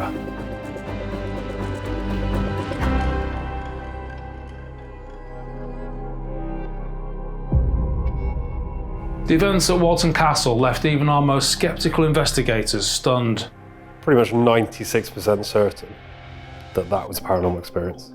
Walton Castle. As Kev shared his findings on social media, a bit mind-blowing, kind of emotional feeling. Interest in the castle has been piqued by the paranormal community. Could it be that the spirit of the woman at Walton Castle may still want further interactions with the living? I'm used to kind of having a lot of answers, and I don't really have an answer for that one. Tonight, Karen is hosting multiple investigations in the castle, including a reconstruction of the now infamous table seance, albeit without the two main men. There's going to be myself, Rachel, Kimmers and Craig. We're missing 2, so we will try and bring 2 other men in later if it doesn't work. I think Kev was the conduit, but if there's a spirit of this woman that's really here, then maybe she'll come through anyway after seeing some familiar faces. Expectations are certainly through the roof tonight. Let's hope that somebody's home. Call in any spirits or entities here this evening to come to the table and give us a sign that you're here with us tonight. You may remember us from last time when we communicated. Are you there? Yeah. If that was you, could you make 1 tap on the table? I just heard a noise. Yeah, I heard it. It sounded like it was over there. Yeah. If that was you, thank you. But could you come and join us at the table?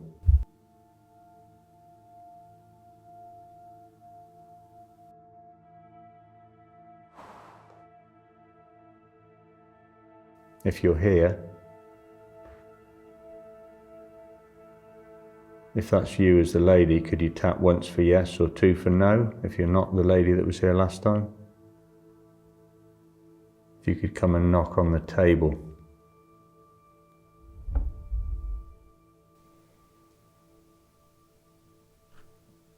Tap. That is remarkable. A single tap for yes heard by Karen in response to Crow's questioning, alongside EVP sounds picked up in the edit by us. Tap. Is this the lady telling us she's back and wanting to speak? So you've confirmed you're the lady that was on the stairs. Are you pleased to see us again tonight?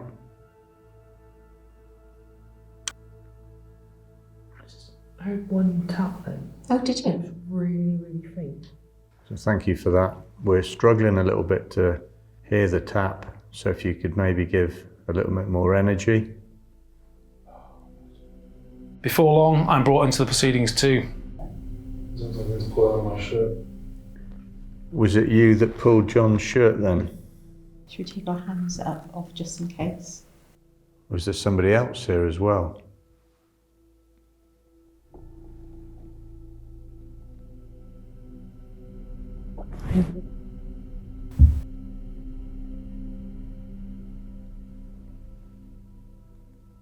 If you stood over by John, maybe you could pull his clothing again.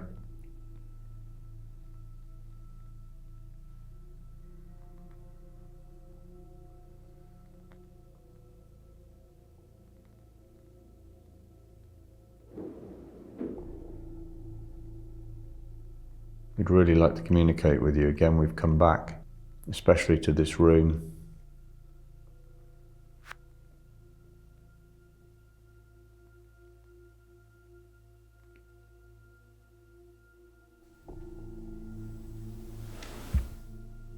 What do you mean?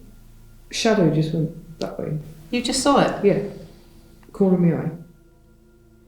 Your mic did something weird at the same time. Oh.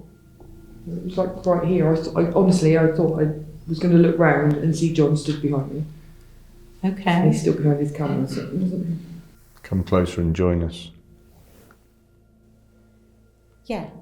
The sound seems to be coming from the chair next to Kim, the chair where Kev was sitting last time. I just heard a tap. Yeah. I heard that, yeah. Did we speak Got to hands up a you? minute. Are you showing us that you're here with us now?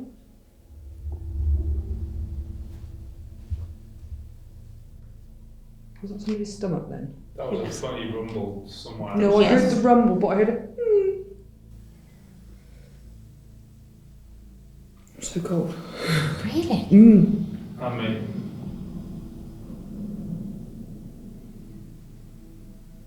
the hell was that? Heating. I hope it is. Either that or it was one hell of a growl. 3 times now. Yeah. Because it can't be anything above us, because there's Nothing above us. No. Karen wants to test the theory that the lady of the castle responds better to men in those specific seats. Call in Harrison and Chris. Could you come to turret 8, please? You are going to take the places of Kev and John when we were last here and we had this amazing tap in. So no pressure, guys.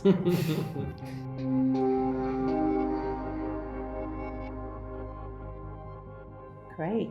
Okay. So call in all spirits or entities of Walton Castle to come to the table and join us. If you're the lady that's been seen on the stairs or who was with us here earlier, if you could tap the table once for yes or 2 for no. What's the matter, Kim? I felt like I was poked in the back of the head. Okay. If that was you that poked Kim, could you tap the table? If you're the lady, you tap the table once for yes, twice for no. There was one. It was sort of there. There, yeah. Perhaps the lady does take less kindly to the women at this table. Are you now here on your own? Maybe touch somebody else on the table. Should we put our hands back? Why don't you come and interact with one of us over this side of the table?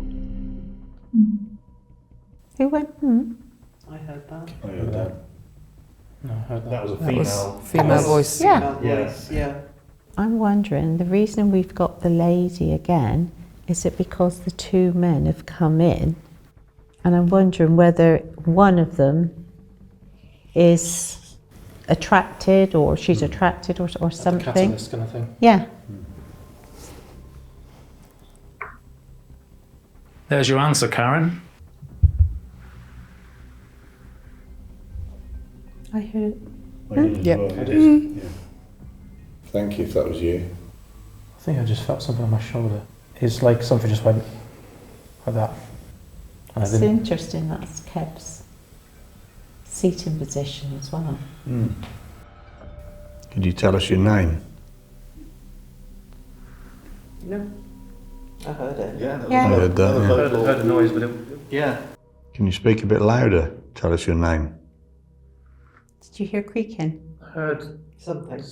There's two. Yeah, 2. 2 is a That was under the table. Did you hear that tap? I heard it was that way. Underneath. Was it? That way. Yeah.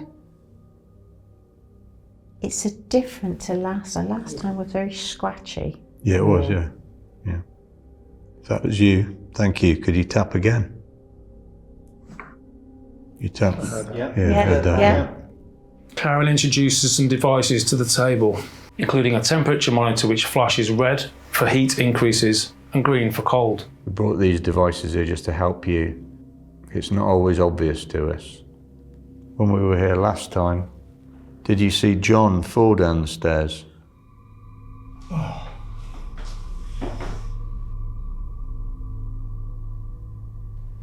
Was it you that called Kev on the spirit box? Did we think? Getting colder. Did you push John down the stairs?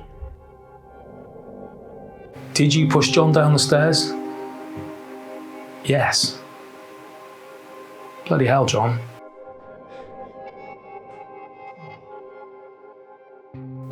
Feels like something's changed in the last 10 minutes or so. Feels like we almost had a female before that we audibly heard a few times, and now perhaps there's a male. Not so nice. Yeah. Did Kev remind you of somebody? Because you seem to like a whistling, right? Are you happy that we're here?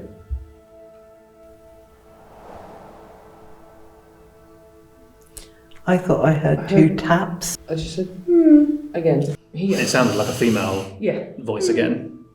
But more faint than it was before.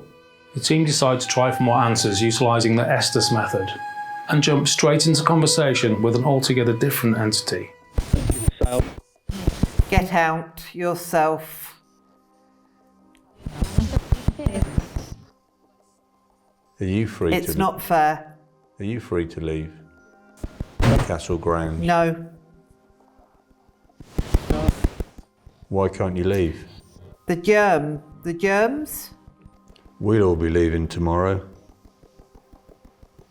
And you can't leave. How long have you been here? The germs. I tried. What year is it? Every year? Maybe this is someone who was sick a lot. It's a freak show.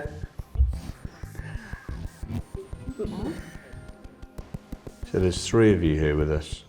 Do you want to give us one of your names? 6. Ooh. Are you all male? Stop. I thought I the table put had my one. hand on the table, but I didn't do it. Was there plague on this site?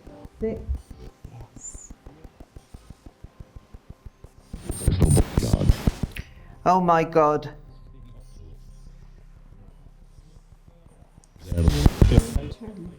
They're dead. Breath on my neck then. Did you? It was more of a. Did you hear it? Just feel it? They were all mad.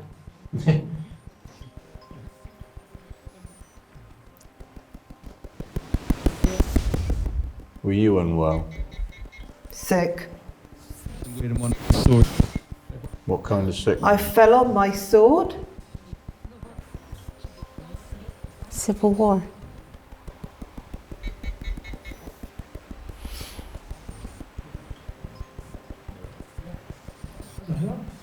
Gravel. Yeah, it's like Stench. No. stench. Oh. But that noise came from Oh, over there. Was it over there? Different growl. Sword. Were you a soldier? Yep. Okay. Oh.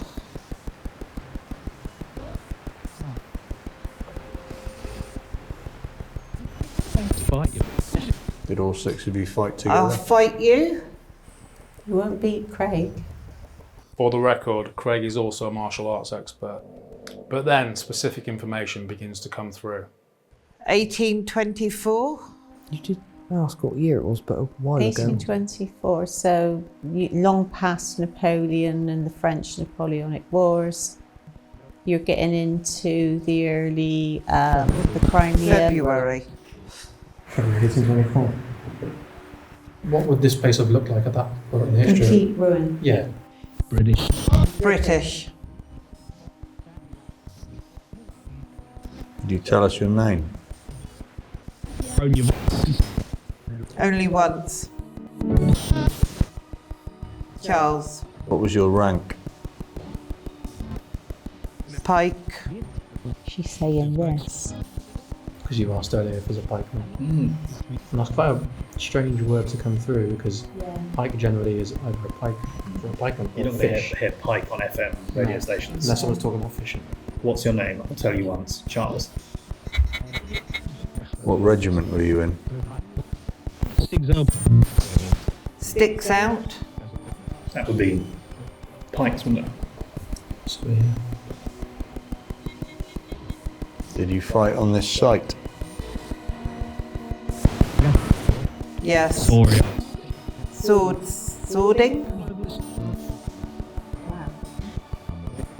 So Prince Rupert held Bristol and lost it. Cromwell came in and they destroyed Bristol Castle.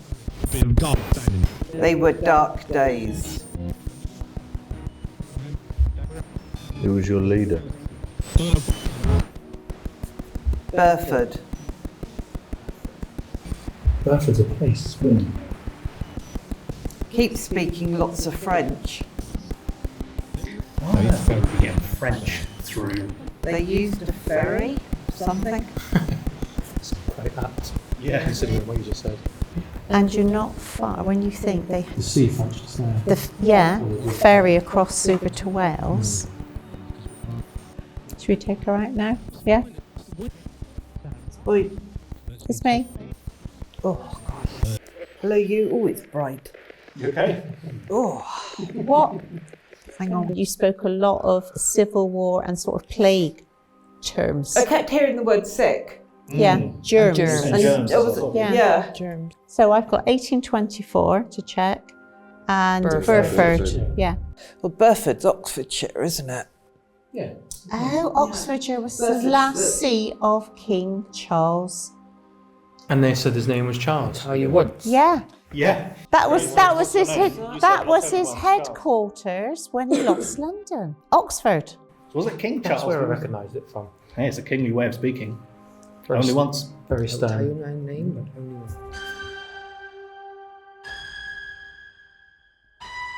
We were thinking, my God, we're going to get nothing, and then it just kicked off. What's the matter? The sounds, knocking, The sound of a woman. things that seem to be on demand. Make one tap on the table. We had intelligent responses. Who was your leader? Burford. The correlation between the questions and the answers was bang on. Are you free to leave the castle grounds? No. It's layers, isn't it? There's definitely more to uncover. Yeah. As an investigator, things like that don't happen in the space of an hour, hour and a half. You're lucky to have one thing happen. Walton Castle has delivered. Of course, we'll never know for certain if King Charles was channeling through Rachel tonight, but the pushy lady of the castle was most definitely present. Unlike with most things in old buildings, at Walton Castle, it's always best to watch your step.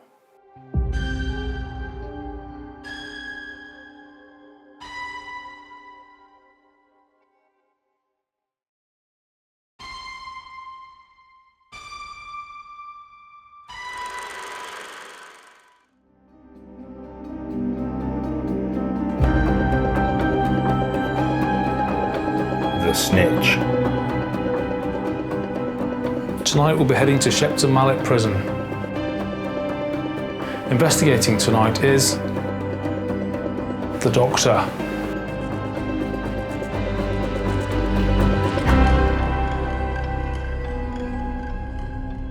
The prison stands within the market town of Shepton Mallet, close to the Mendip Hills, an area of outstanding natural beauty. But there's little beauty to be celebrated within the building we'll be exploring tonight. Well, Shepton Mallet is reportedly the most haunted prison in the world, which is one hell of an achievement, but also it's kind of a bit scary. Whenever you investigate a space that's been active continuously for centuries, there's always going to be that concern of, well, am I using the right language? Will someone from the 18th century want to come and chat, but suddenly is derailed by someone from the 90s? You know, you can never be sure, but certainly somewhere as charged as a prison where people weren't coming here willingly, they probably weren't having the best time. There's a certain belief that those negative emotions can seep into the very fabric of the building. So we could tap into spirits, or maybe we could tap into residual energies or sort of shadows that have been cast over time. I don't think the cheeriest people in the world are going to be waiting for me. I think there's a bit of darkness hiding in here. I thought Kate could use some additional backup, one with a talent for sniffing out criminals, albeit usually living ones. This is Bo. She's a Dutch herder. She is 6 years old.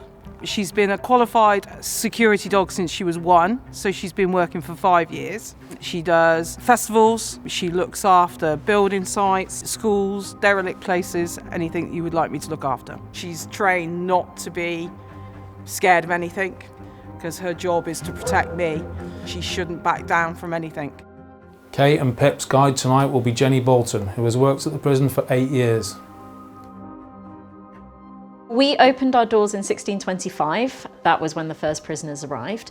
Pretty grim place, very, very nasty place to be. There were reports written by John Howard about how bad the state of this prison was. In the 1800s, they started separating the men from the women. Before, were they all together? They were, yes. They were mixed. Wow. And with children as well. Oh my gosh. Yeah. Most of what you'll see tonight in terms of the wings and that was all built during the 1800s. And then in 2001, we became a Category C lifers prison. Oh right, so they're the baddies. Yeah, the baddies very are here. naughty boys, yeah. And then we stayed as a lifers prison up until our closing in 2013.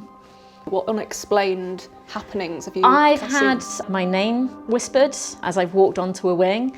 I've had my face stroked, I've had my coat tugged, I've heard singing. One of the most recent ones was I was locking up the site by myself and someone kicked over a bucket and then apologised. So have these experiences, have they felt positive, negative? Yeah, I don't have a problem with anything that's here, I love it. Oh really? So you don't feel threatened by the things that are Not here? at all, not at all. I feel like if I hurt myself, they would laugh at me, just as part of the general way you get on with them. But other than that, no, I don't feel any harm towards me whatsoever. Okay, that's made me a little more optimistic, but I'm not going to be skipping through these corridors just yet. Not yet, maybe by the end of the night. Well, let's not push it, but I'll be relying on you for guidance throughout. Absolutely, not a problem. Bo leads us all out to the first allegedly haunted site, the prison's hard labour yard. Average lifespan in this prison was 3 to 4 months. Really? So just the conditions of it, the labour, the sanitation, I imagine? There was disease all around this prison. There was injury, you'd get cuts on your hands that would get infected. It was a nasty area of the prison, for sure. When you got your sentence, it was really a death sentence, even if it wasn't in practice. Rather than today where you get sentenced to 3, 4, 15 years in prison, back then it was more like a week or a few days. Right. So it was slightly different, but on the rare occasions that you were sentenced to say 6 months in prison, the chances of you seeing the other side of that were quite slim, really. Gosh. Wow. There is a figure that's seen walking along the walkway there. And it is in relation to the door that the dog is pawing at. Oh right, so that's a pretty positive indication then, because yes, definitely. Yeah, she was pretty keen and going back to it now. So what's the deal with the blue door? What's been happening around here? We have what we call the night watchman. He's a figure that's often seen up there. He's dressed in black, he's got a black hat on, he's got a black cape on. So we think he would have been a Victorian prison warden, and this would have been his patch, if you like, part of his patrol. Bo appears to have detected a presence behind the blue door.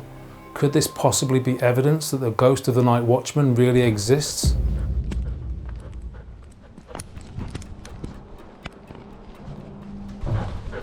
The story goes with the experience of an officer that worked here more so in the 1980s. We have our officers' mess as part of this building, and he could see this figure walking past the window but never coming into the mess itself. He assumed it was another officer going to use the toilets. After a while of this person not reappearing from the toilet, he sticks his head out the door to see if they're there. There's no one there, and then the door opens behind him. And then he sees on the sofa in front of him one of the cushions depress as if someone's sitting down, but there's no one there. Oh, I've got goosebumps. No sightings yet, but Dr. Sherrill remains optimistic. Positive indication where there's been sightings for years. Yeah, absolutely. Bodes well. Good start. It is a good start. Next, onto the exercise yard.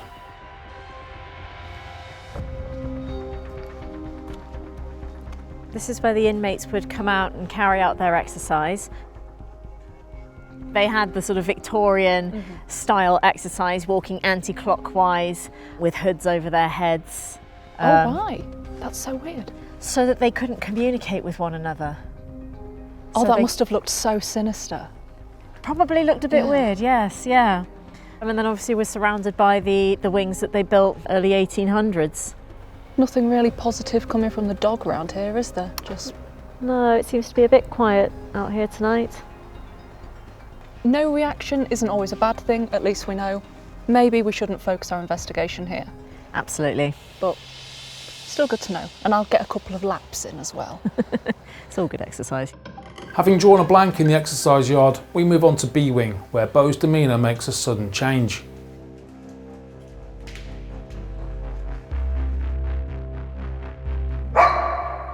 Pretty strong reaction there, isn't it? Is that 21? 21, yeah. Experienced dog handler Pip is just as shocked as we are.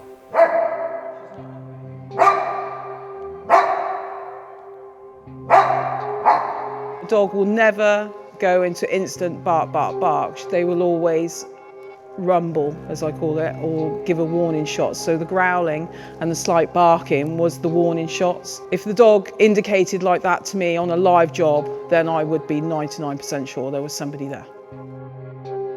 Trusting to Beau's instincts, Kate formulates a plan. She reacted really extremely to 21. Yeah. So do you think maybe we should look into there a Definitely. bit more? And you trust her senses absolutely? 1,000,000%. I go home to my children because of her. Okay, that's good enough for me. Kate will try to communicate with whatever Beau picked up on in cell 21 using a sensory deprivation technique known as the Estes method. Wearing a blindfold and headphones hooked up to a radio scanner, she listens out for any voices buried within the white noise.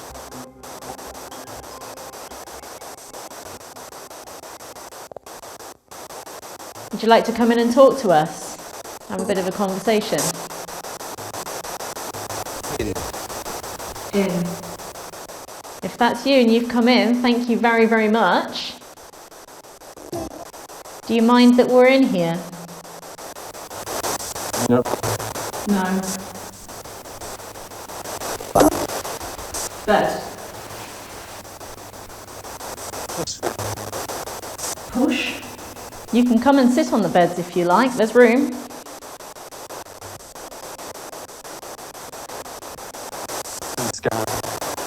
Inside. Is there anything specific you want to say to us? Oh, sorry.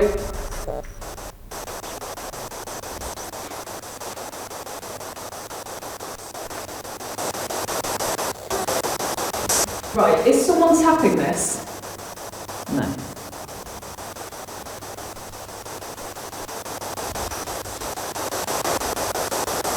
No. And then? Dance. Dance. I can't dance, that's not going to happen. Right.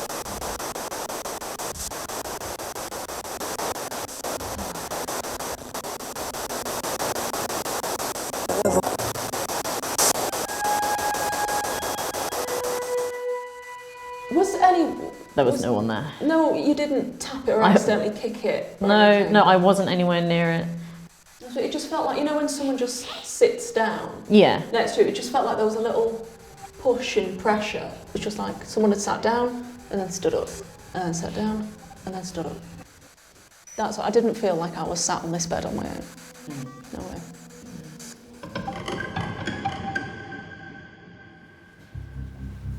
Minutes later, patrol dog Beau has picked up a scent on C Wing.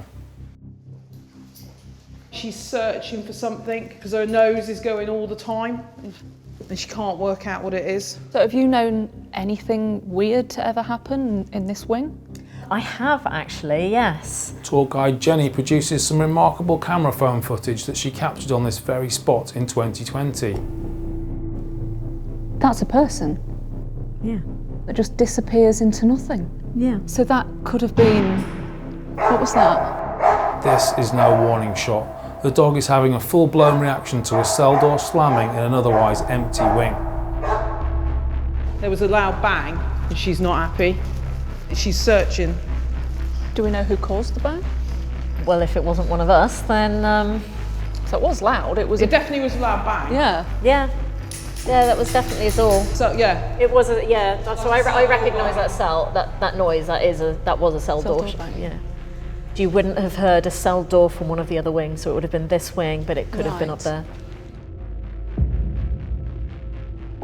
She's trained to protect me.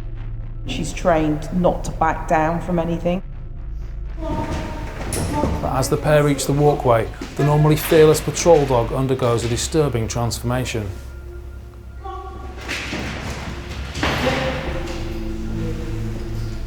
Come on, bird. Not happy up there at all.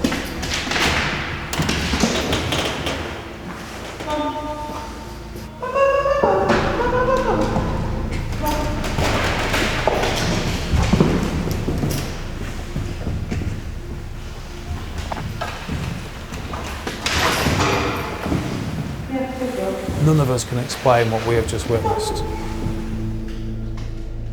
Does your dog ever get scared? I haven't seen her like that going into rooms. I haven't seen her like that at all going into any rooms on a job. She wasn't happy. Yeah. Not happy. Taking a breather, Kate attempts to assimilate what she has just seen. For her to not want to go before me is very out of character for her. Very. Because obviously she's trained on human scent, but it's as though here she's looking for something, but she doesn't know what she's looking for. I think that the dog's reactions in this building in particular have really, really stuck with me a bit. Seeing this working dog being so methodical through it all and really aggressive, really like hyper confident, suddenly lose it all when they were here and turning into this sort of whimpering little pup. I wasn't expecting that, and it's kind of caught me off guard a bit. So I don't know about you, but I'm feeling that maybe there's something that's not particularly pleasant in this part of the prison, and certainly nothing particularly pleasant up there. And that's good timing, because something has broken one of the sensors. Were you insulted when I said you weren't particularly pleasant?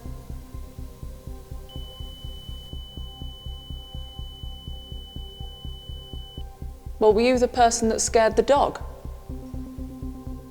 Were you here when the dog was here earlier?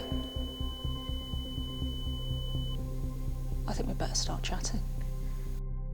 Various electronic gadgets such as REM pods and EMF meters can be used to measure or detect electromagnetic fields believed to be apparent in the presence of ghosts. Kate is using a REM pod to try and establish an intelligent question and response with whatever has now joined us in the wing. This unit needs something to come within 50 centimetres of it in order to trigger a frequency. Is anyone here with us? If you get closer to one of us, we'll know with the lights.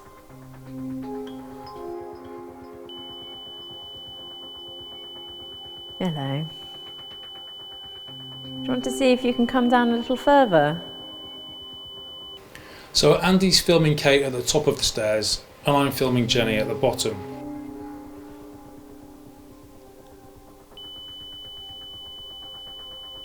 Did you like seeing the dog earlier? If you stop, we can ask another question.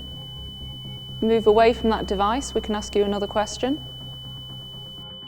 If you come down a little bit, it'll stop making the noise. Are you going to stop making the noise for us so we can ask other questions? Thank you very much.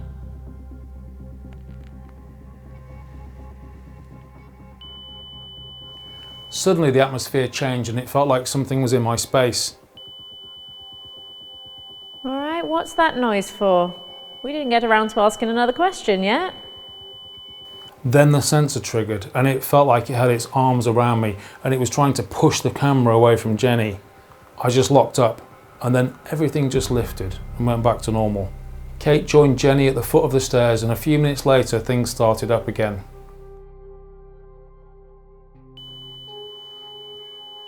Did you hurt someone?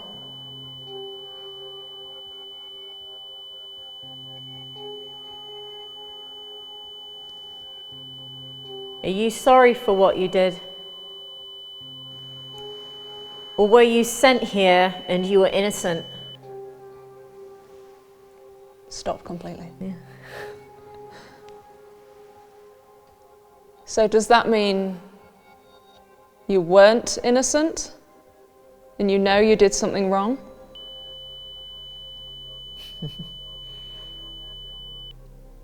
Did you physically hurt someone else?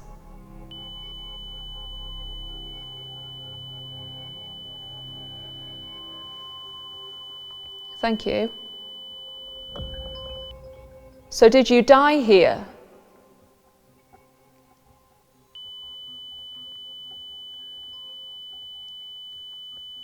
Thank you.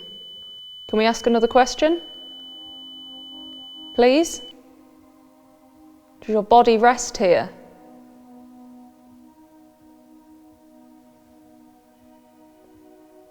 Was your body taken elsewhere?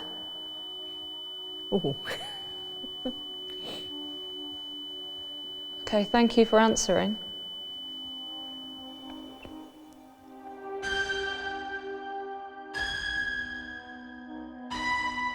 It's nice to know that there's someone there, but I kind of want to halt that communication, put it down as an experience. But ultimately, with places like this, with these sort of histories, executions, violent crimes, lifers, I think it's interesting to delve into, but I want to leave the spirits here.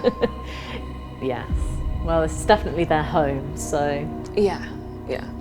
And I don't want to share it with them, so it's all yours. It's all yours. Spending the night with the hardened dead isn't for everyone, but somehow Jenny always seems to enjoy her work. As for Dutch herder Bo, she's back on the job trading ghosts for the living and doing what she does best, tracking down real-world criminals.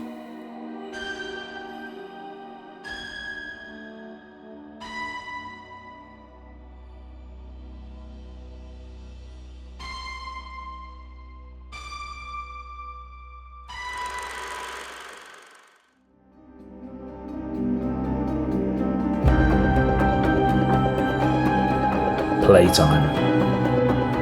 Tonight we'll be heading to Bath Theatrical Costume Hire in Frome.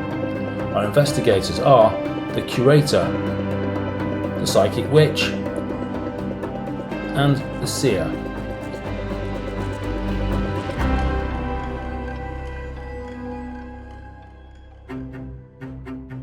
Bath Theatrical Costume Hire is a 50-year-old family business run by third-generation owner Rosette Orton. She's worked here for 23 years. My grandmother, my mother and myself have all run it in very different ways. We still do everything by hand and in a very old-fashioned business. The unit is home to some 30,000 outfits, all available for theatrical and party hire. They might go out now as costumes, but they were somebody's clothing. We have an original Victorian wedding dress here. We haven't made it to look like it was from 1894. It really was made in 1894. You know, somebody got married in that dress. Rosette and her team believe that they share the workplace with potentially multiple occupants, some of them more mischievous than others. When I say I haven't seen a child here, but there has been talk of the face of a child peeking out from one of the aisles. So I was in here one day and I was putting away some hangers, which you can see behind me. I was sorting them into the boxes. And as I was bent over, I felt this tug at the bottom, at the back of my gilet. And I turned around and obviously there was no one there, there was no one around. But I just thought, you know, at that sort of height, it's probably a little boy.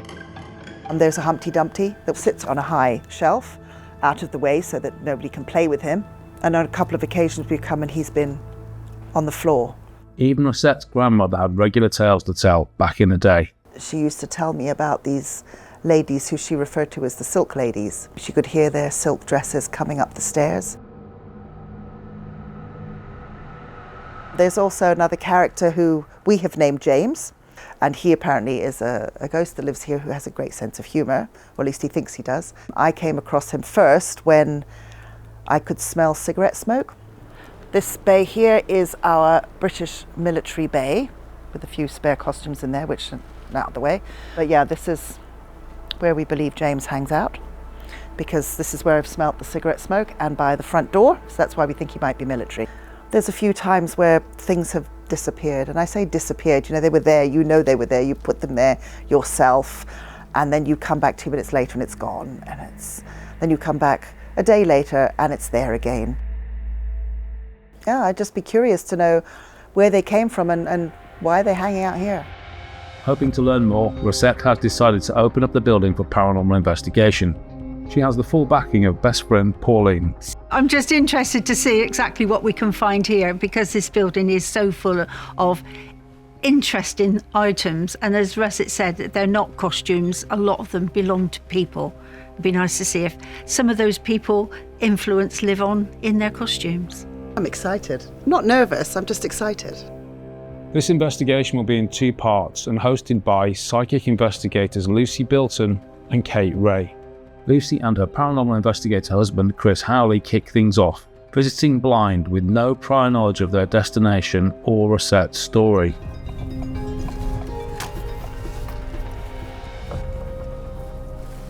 We're here.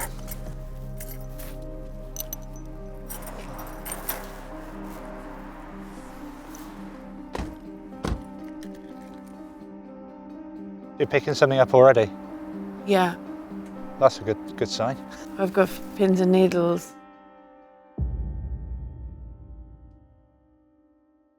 Is there anyone in here who can hear my voice? You can try and talk to Lucy. Lucy can hear you. Have you got a message for anybody? Is there a reason why you're still here?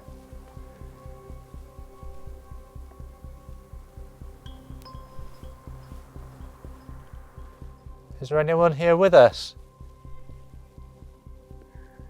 Suddenly, a name comes to Lucy's mind. John?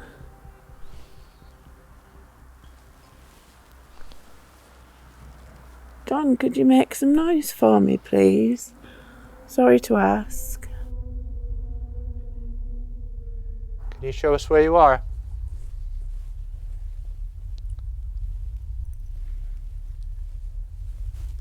You can make quite a lot of noise on a lot of the things in this building. I think you do it anyway. What was that? What did you hear? The footstep. Did you? Was that you, John?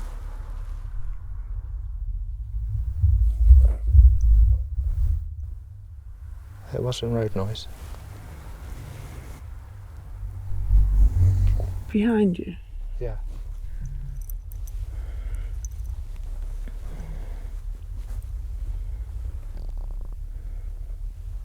Was that you, John? Is that your name?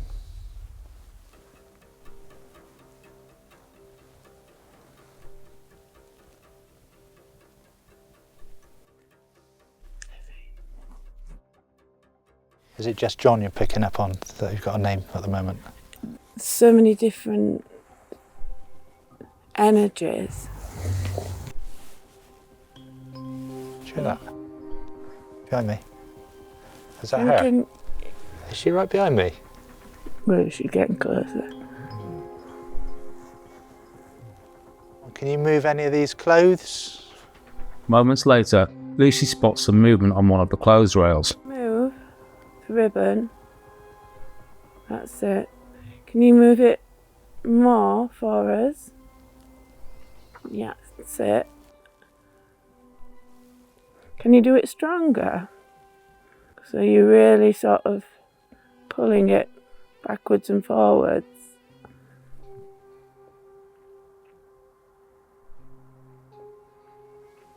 So I'm feeling little cold spots all around, but not. Keep stopping and starting. I can't see where the draft would be coming from, because it's quite well packed, all this. It's like a windbreak if there was any draft coming through. Doing it again.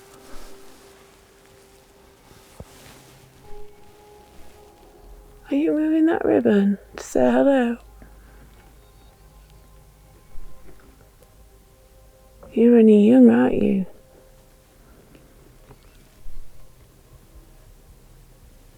That's it. Thank you. You keep moving it. Oh, you're doing really well. Can you move it back?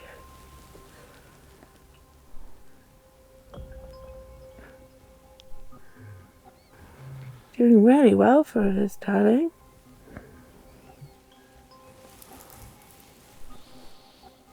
It's cold around the river.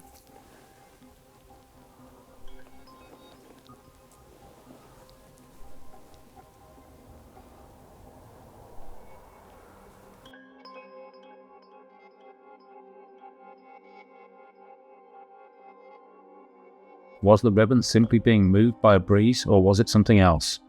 Chris and Lucy report their findings to owner Rosette and her friend Pauline. She has picked up on 3 spirits. The most active, I'd say, has been a little girl. And she's been reacting to when I talk to her. And she's been moving a ribbon backwards and forwards. She dates back to, I'd say, early Victorian, Edwardian.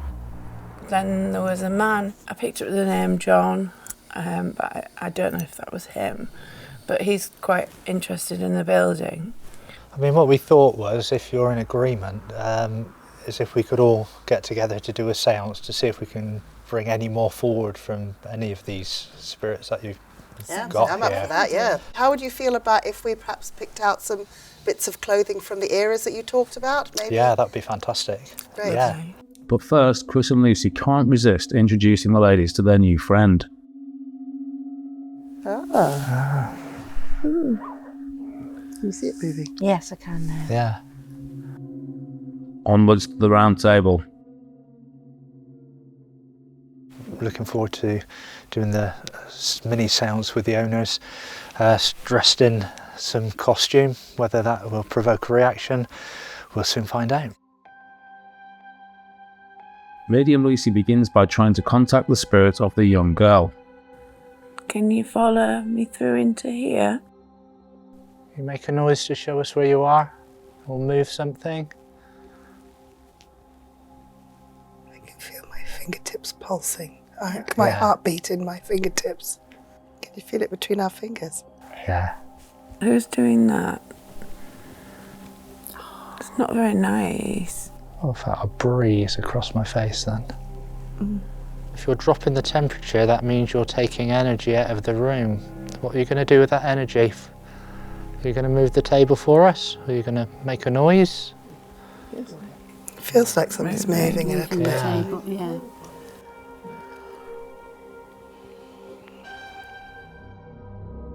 Suddenly, the séance is interrupted by a noise coming from the main warehouse.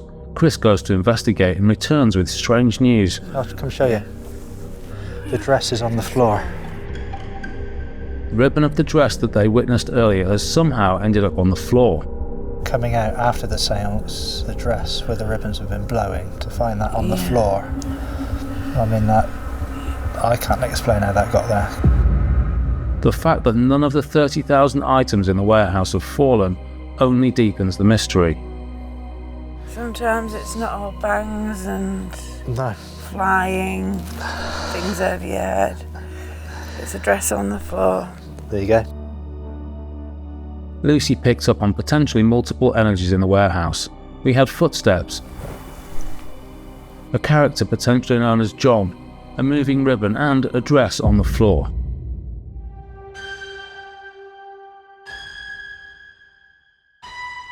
Continuing the psychic theme, we're coming back for a second visit, albeit from a slightly different approach.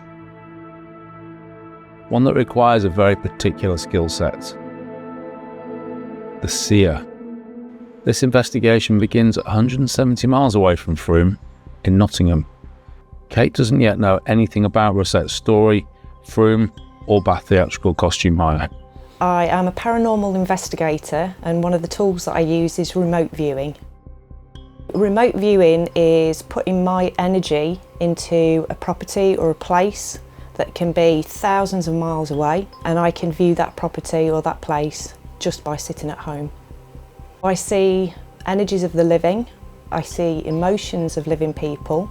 I occasionally come across the dead if they have a strength to come through onto that plane, and I see non-human entities and energies. Kate tells me that up to 30% of us might well have the potential to access remote viewing if trained with intention, focus and openness, but we're often closed off to it. And we tell ourselves that it's a daydream or just a thought that's popped in our head. But low-key signs of it can show up in our daily lives. And it can often be things like somebody's going to ring you, the telephone rings, you know exactly who it is before you pick up that telephone. So, how effective is Kate's ability? In terms of success rate, shockingly high. I would say, 85 to 90% of the time, the information that I give over has a hit rate to it. Kate is about to attempt to access Bath Theatrical costume hire remotely, never having visited before. She can enter a property remotely by simply focusing on an image of its front door.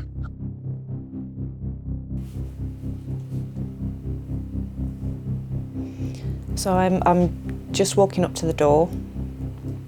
I always knock to be polite. So the first encounter that I'm receiving are two ladies. They're very busy. They're slightly transparent. An odd sense that the collection, the things that are there shouldn't be there, that they should be in a different building that looks very different. It's taller and narrower. An old townhouse, it has that feel. There is almost like flickers of other energies to the rear of the building. There are all kinds of different people. It's not living energy. And they're going from the wrong way through the building. They're going from one side to the other side instead of front to back. There's definitely a high energy of children just running around like rambunctious urchins, and they are not going to listen. I'm going to have to shout at them.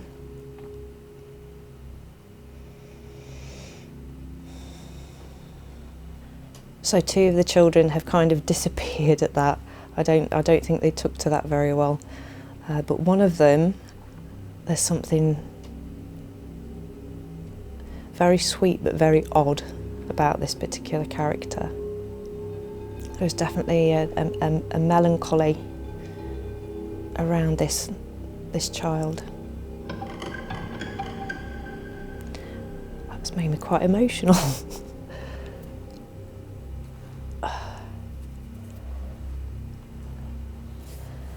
What's triggered that? Why do you think you feel emotional? I think it's because I felt this kid's sadness. Like it's almost like a desperation. You know when a young child kind of loses sight of the parents in a big place or a shopping centre, and they get that kind of almost frantic, like the world's caving in on them. It had that kind of overlay of like this child was reliving something. An abandonment, reliving an abandonment. That was, yeah.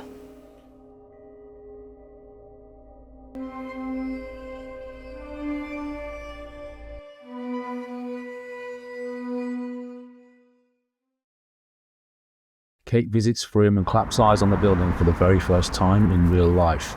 This is definitely the place.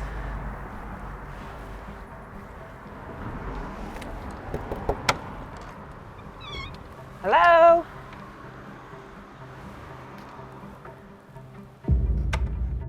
Lizette? Yes, nice to meet you. You too. Hi. Hi. So, I believe we've been remotely viewed, have we? You have. I think we need a cuppa. Okay. Come through and tell me all about it. Beyond her ability to remote view, I have told Rosette very little about Kate, and the two have never met or communicated. One of the first things that came to me was the collection had been somewhere else. And the property that it was in before felt almost like a townhouse. It was a very tall building, quite narrow building, and old. I came across two ladies. They seemed to be busying themselves with something. They were dressed in either Edwardian or Victorian dress. They came flickering in and out, almost see-through, which says to me that they probably aren't that active or communicative. And then in came, like a whirlwind, 3 children. They were messing about, they felt feral.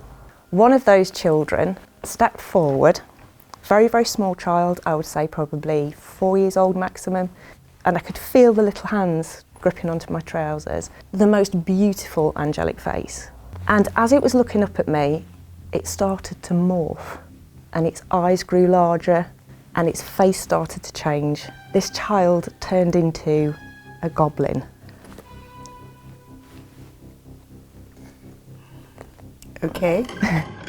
It wanted to show me something, so it took my hand and it took me through the building, and it showed me a picture of a woman in either Edwardian or Victorian dress. And this is who this child is drawn to. This is the one he was telling me he was drawn to on a paternal level. Wow. Now I do question whether this child believing he's a goblin, has been told that that's his personality and that's how he acted when he was alive. So he's taken on this persona, or whether this is actually a non-human entity from that realm that's taking on that form of a child. Rosette seems to be taking things in her stride. So does any of this stack up? Yes, actually, yeah. The business originally started at my grandmother's, and she lived in a very tall Georgian house, very narrow, 1 room wide and 5 stories high. No. And that's where she started the collection. Okay, so there's her first hit. And she always used to talk to me about who she called the silk ladies. She called them the silk ladies because she said you could hear their silk dresses coming up the stairs, and then they would go to what had previously been the kitchen, and you would hear the tinkering of teacups as they were having tea. That's wonderful. And so when the costumes moved from Bath to here, we always wondered if the silk ladies had ever come here. And there have been, on a couple of occasions, people sensing them down by, surprisingly enough, the Victorian, where we keep the Victorian costumes, that there has been a presence of at least one woman who's walked past and people have felt her or felt her presence. And a second. There has also been indications of a child here. We're not quite sure how old the child is, but the indication is that it's 7 or less, you know, not a teenager. That has also been seen down near where the Silk Lady was seen. How interesting. Yeah. So on there a is couple of occasions. that connection then of them being seen together. Yeah. That's But extraordinary. we have no idea who they were or anything.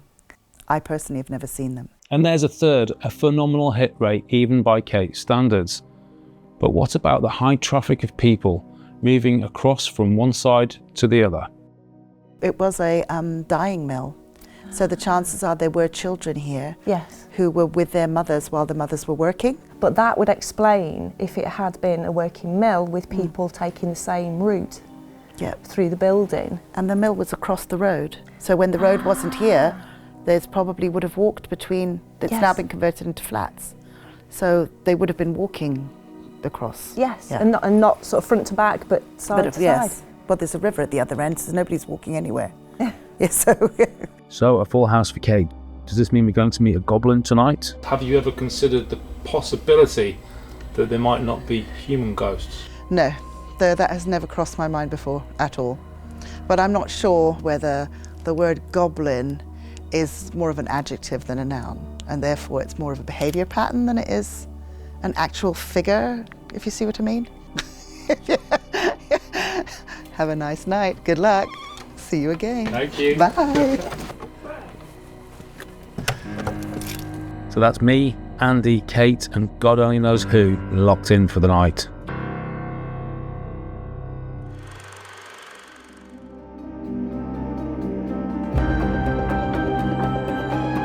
Playtime, Part 2. Tonight we'll be heading to Bath Theatrical Costume Hire in Frome. Investigating tonight is the Seer.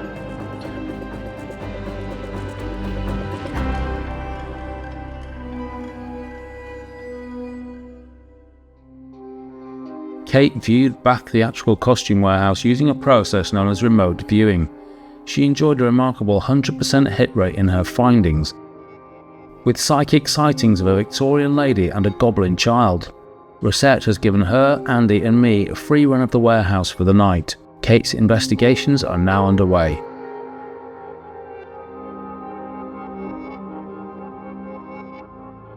My name's Kate. I was in the building a few days ago, and it'd be really nice to interact with you this evening. Maybe if you could move an object or make a noise, and then we can start communicating.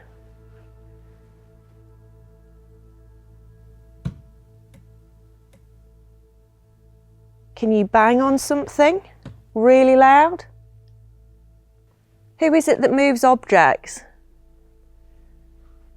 Who is it that takes objects? Do you take objects because you want to be noticed? Because it's fun? What do you do with those objects? Where do they go? Do you hide them in the building? So who wants to step forward first? Who's going to be brave? For Kate's first game, she masks off a patch of carpet and adds a REM pod, ping pong balls and cat balls which flash when moved, and then lets the spirits in on the game. If you come near this, you are going to make a sound, or you may even see a light on one of these balls.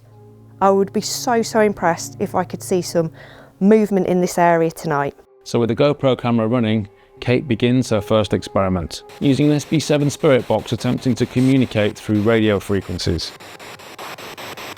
Who wants to come and talk with us? Harris. Is that a name or is that some connection to you?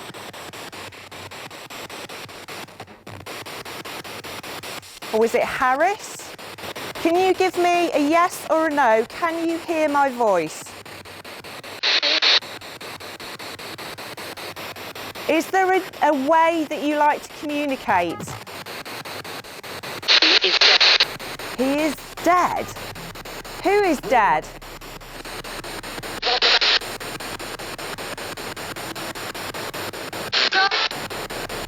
Have you got a message? Do you know any of the names of the people? Any of the names of the people who are living here?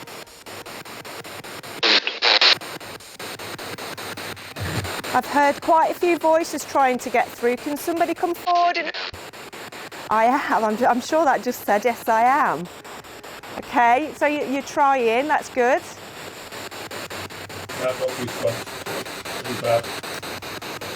You're getting goosebumps. Can I come round to the other side? Is it the back of you? Back of me, yeah.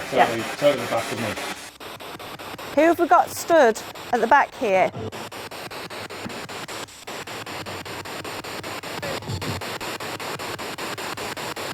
Have we got the man?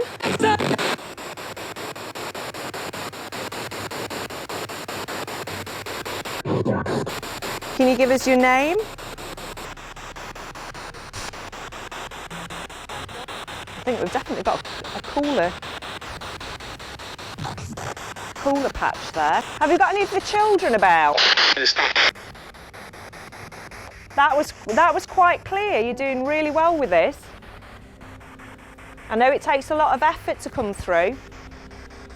What did you do when you were alive? What job did you have? Yeah. Yes, when you were young, what kind of things did you like doing? My heart's racing. Quite a giddy feeling. I think we've got a game of hide and seek coming up. No. Do any of the children want to come and try and hear your voice on this magic box? maybe. Can you sing as a part of a song? How about if I'm just quiet for 1 minute? And you can speak. What about cold breeze? Which way is it coming? It's obviously, oh no, that's warm. That just said my hand. That just said my hand. Is somebody stood here? That's warm there. That's incredible. It's icy here. Is it? This is icy and goosebumpy. Oh, like really cold here. That's brilliant. Where are you getting warm? I'm getting warm. It's moved. It's gone. It's gone. It's definitely warm over there. No, that is warm here. That's moving back with you. You've got something enjoying your energy over there. Yeah, I'm not enjoying it too much. I don't think you've got anything to worry about. At some point in every investigation I've ever filmed on, there comes a time when I get goosebumps, I feel a chill, and then I get the feeling there's something or someone standing right behind me. Now it's going to be interesting to see whether you still get that when you've not got the camera. For the rest of the night, we're going to be hearing a lot from this gadget. Wisdom. Oh, thank you. The Alice box generates words or phrases in response to environmental triggers like EMF, temperature, vibration, or other sensor inputs. If it's red, then there's nothing energetically coming through. If it goes to amber, it's kind of a fair signal for a word.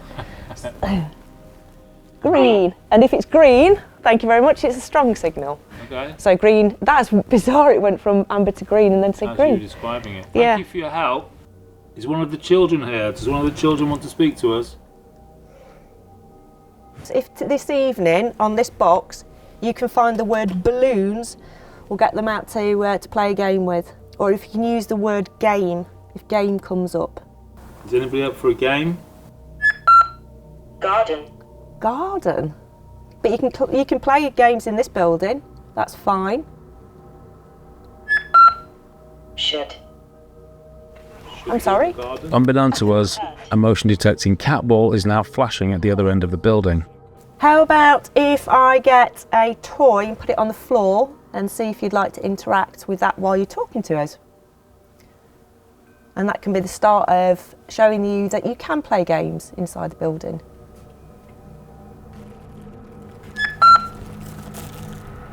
Shouted. Shouted. Ah, you Is try. this who you shouted at? Oh, yeah, it could be. It could be. Listen, I didn't mean to be nasty while I was shouting, but you just wouldn't listen to me. Is it saying you were curt? Ah. How if about I say that I'm sorry? Task. Task. Okay, so shall I show you your first task? So I've got this little bear, and if you go close to him, then we can see if you touch the bear. So I'm going to put him on the floor. The game is, if you can knock the bear over, you can have the bear. If you can set off the lights that glow from inside the bear, you can keep the bear. How about that? Carol. Carol. Are we talking to somebody called Carol? Or is that something you know?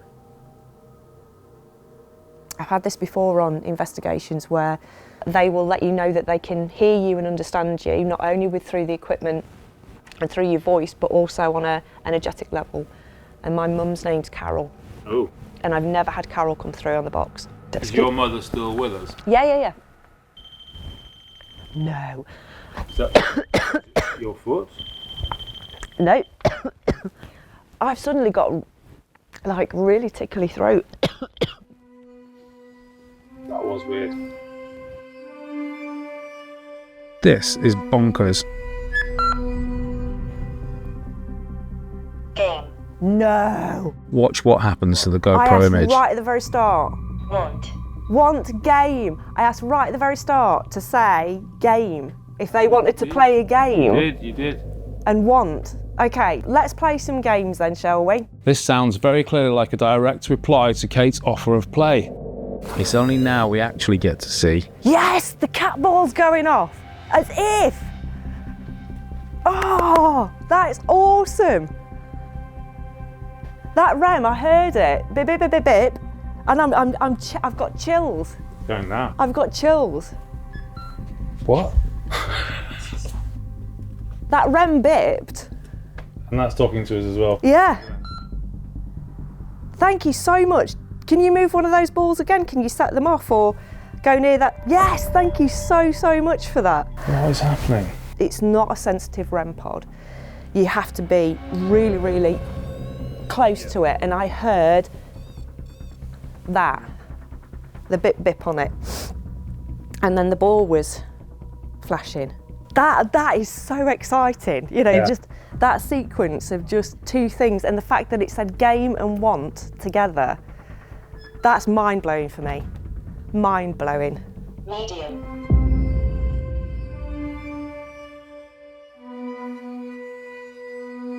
Honestly, this place has got such a lovely playful energy. It's a pleasure. Phantom. Phantom.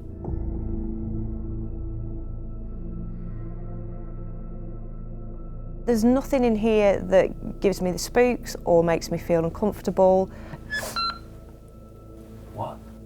Sacrament.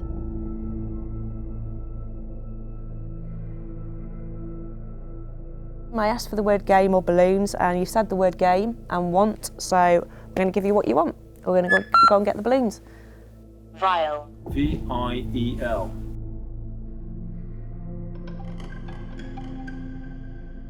This is just a child's toy. It has a sensor, so if you were to put your hand in front of it when it's on that function, it would travel forward with your hand. If you were to move your hand backwards in front of it, it would move backwards. In theory, he should not move without something interfacing with that sensor on the front. I've got a K2 to keep an eye on here as well. So if anything comes towards this edge of the table, that will light up from green right the way up to red, depending on the strength. Obviously with the Alice box, we've got the dead bell over down there. We've got a REM pod at the top. We've got a bear. I am going to put the bear back on the floor because that's where we had some interaction.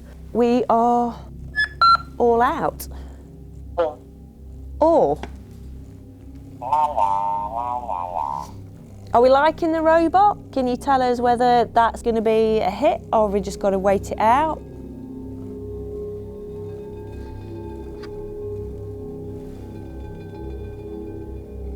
I came across a very young boy who was quite sad and he changed into something very unusual.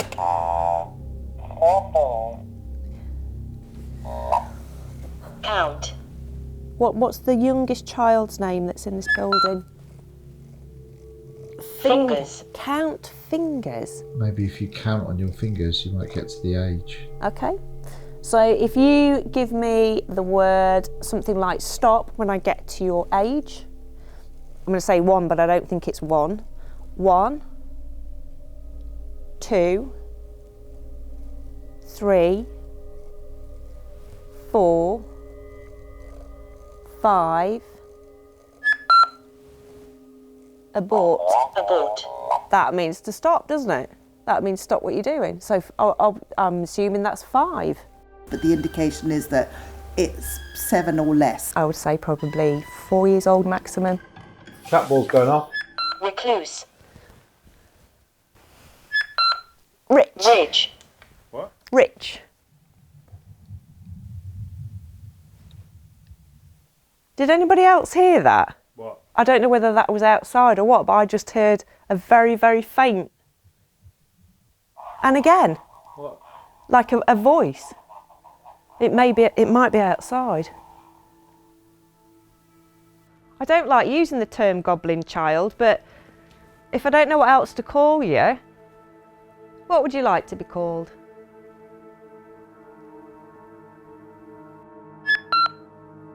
Rich.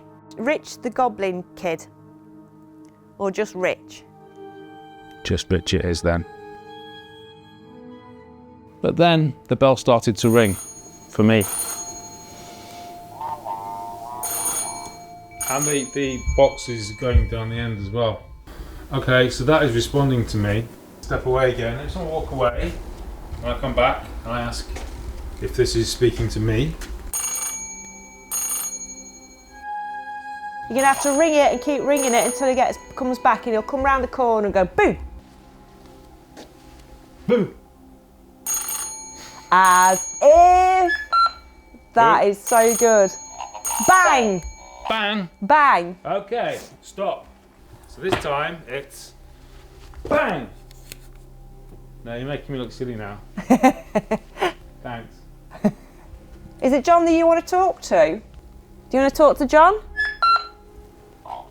Need. What? Need. It seemed to really be responding, didn't it?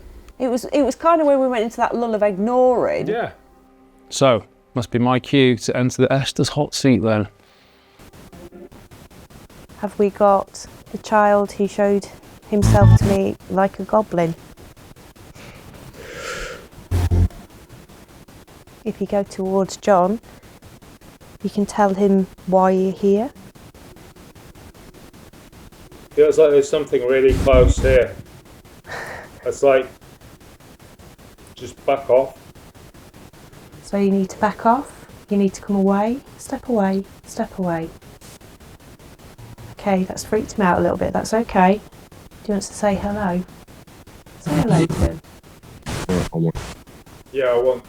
That's good. Just use the word hello or hi. Or say his name. Do you want to see if you can scare him again? Maybe step towards him again.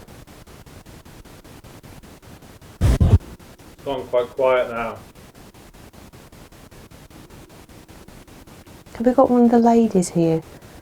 Called the Silk Ladies. Talking to you. Good, thank you. Am I talking to the older of the two ladies? I think the older of the two ladies' name's Elizabeth. Am I right? Okay. Okay, is that okay? You don't mind me calling you Elizabeth? I'm really interested in what job you're doing. Talking to you. Thank you. I know you're talking to me now, but when I saw you, you were really busy. You looked like you were doing something very important.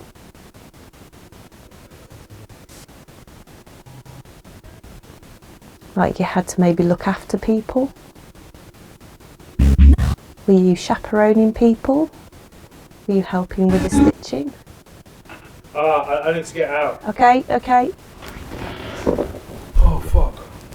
Oh, fuck. Oh. Are you okay? Oh. Explain what happened. Were you talking a lot to me? Quite a bit, yeah. Because it just felt like there was like this kind of almost constant murmuring right here, Mhm. and then sometimes you just kind of pushed and pushed and pushed towards me, and it's just like really uncomfortable.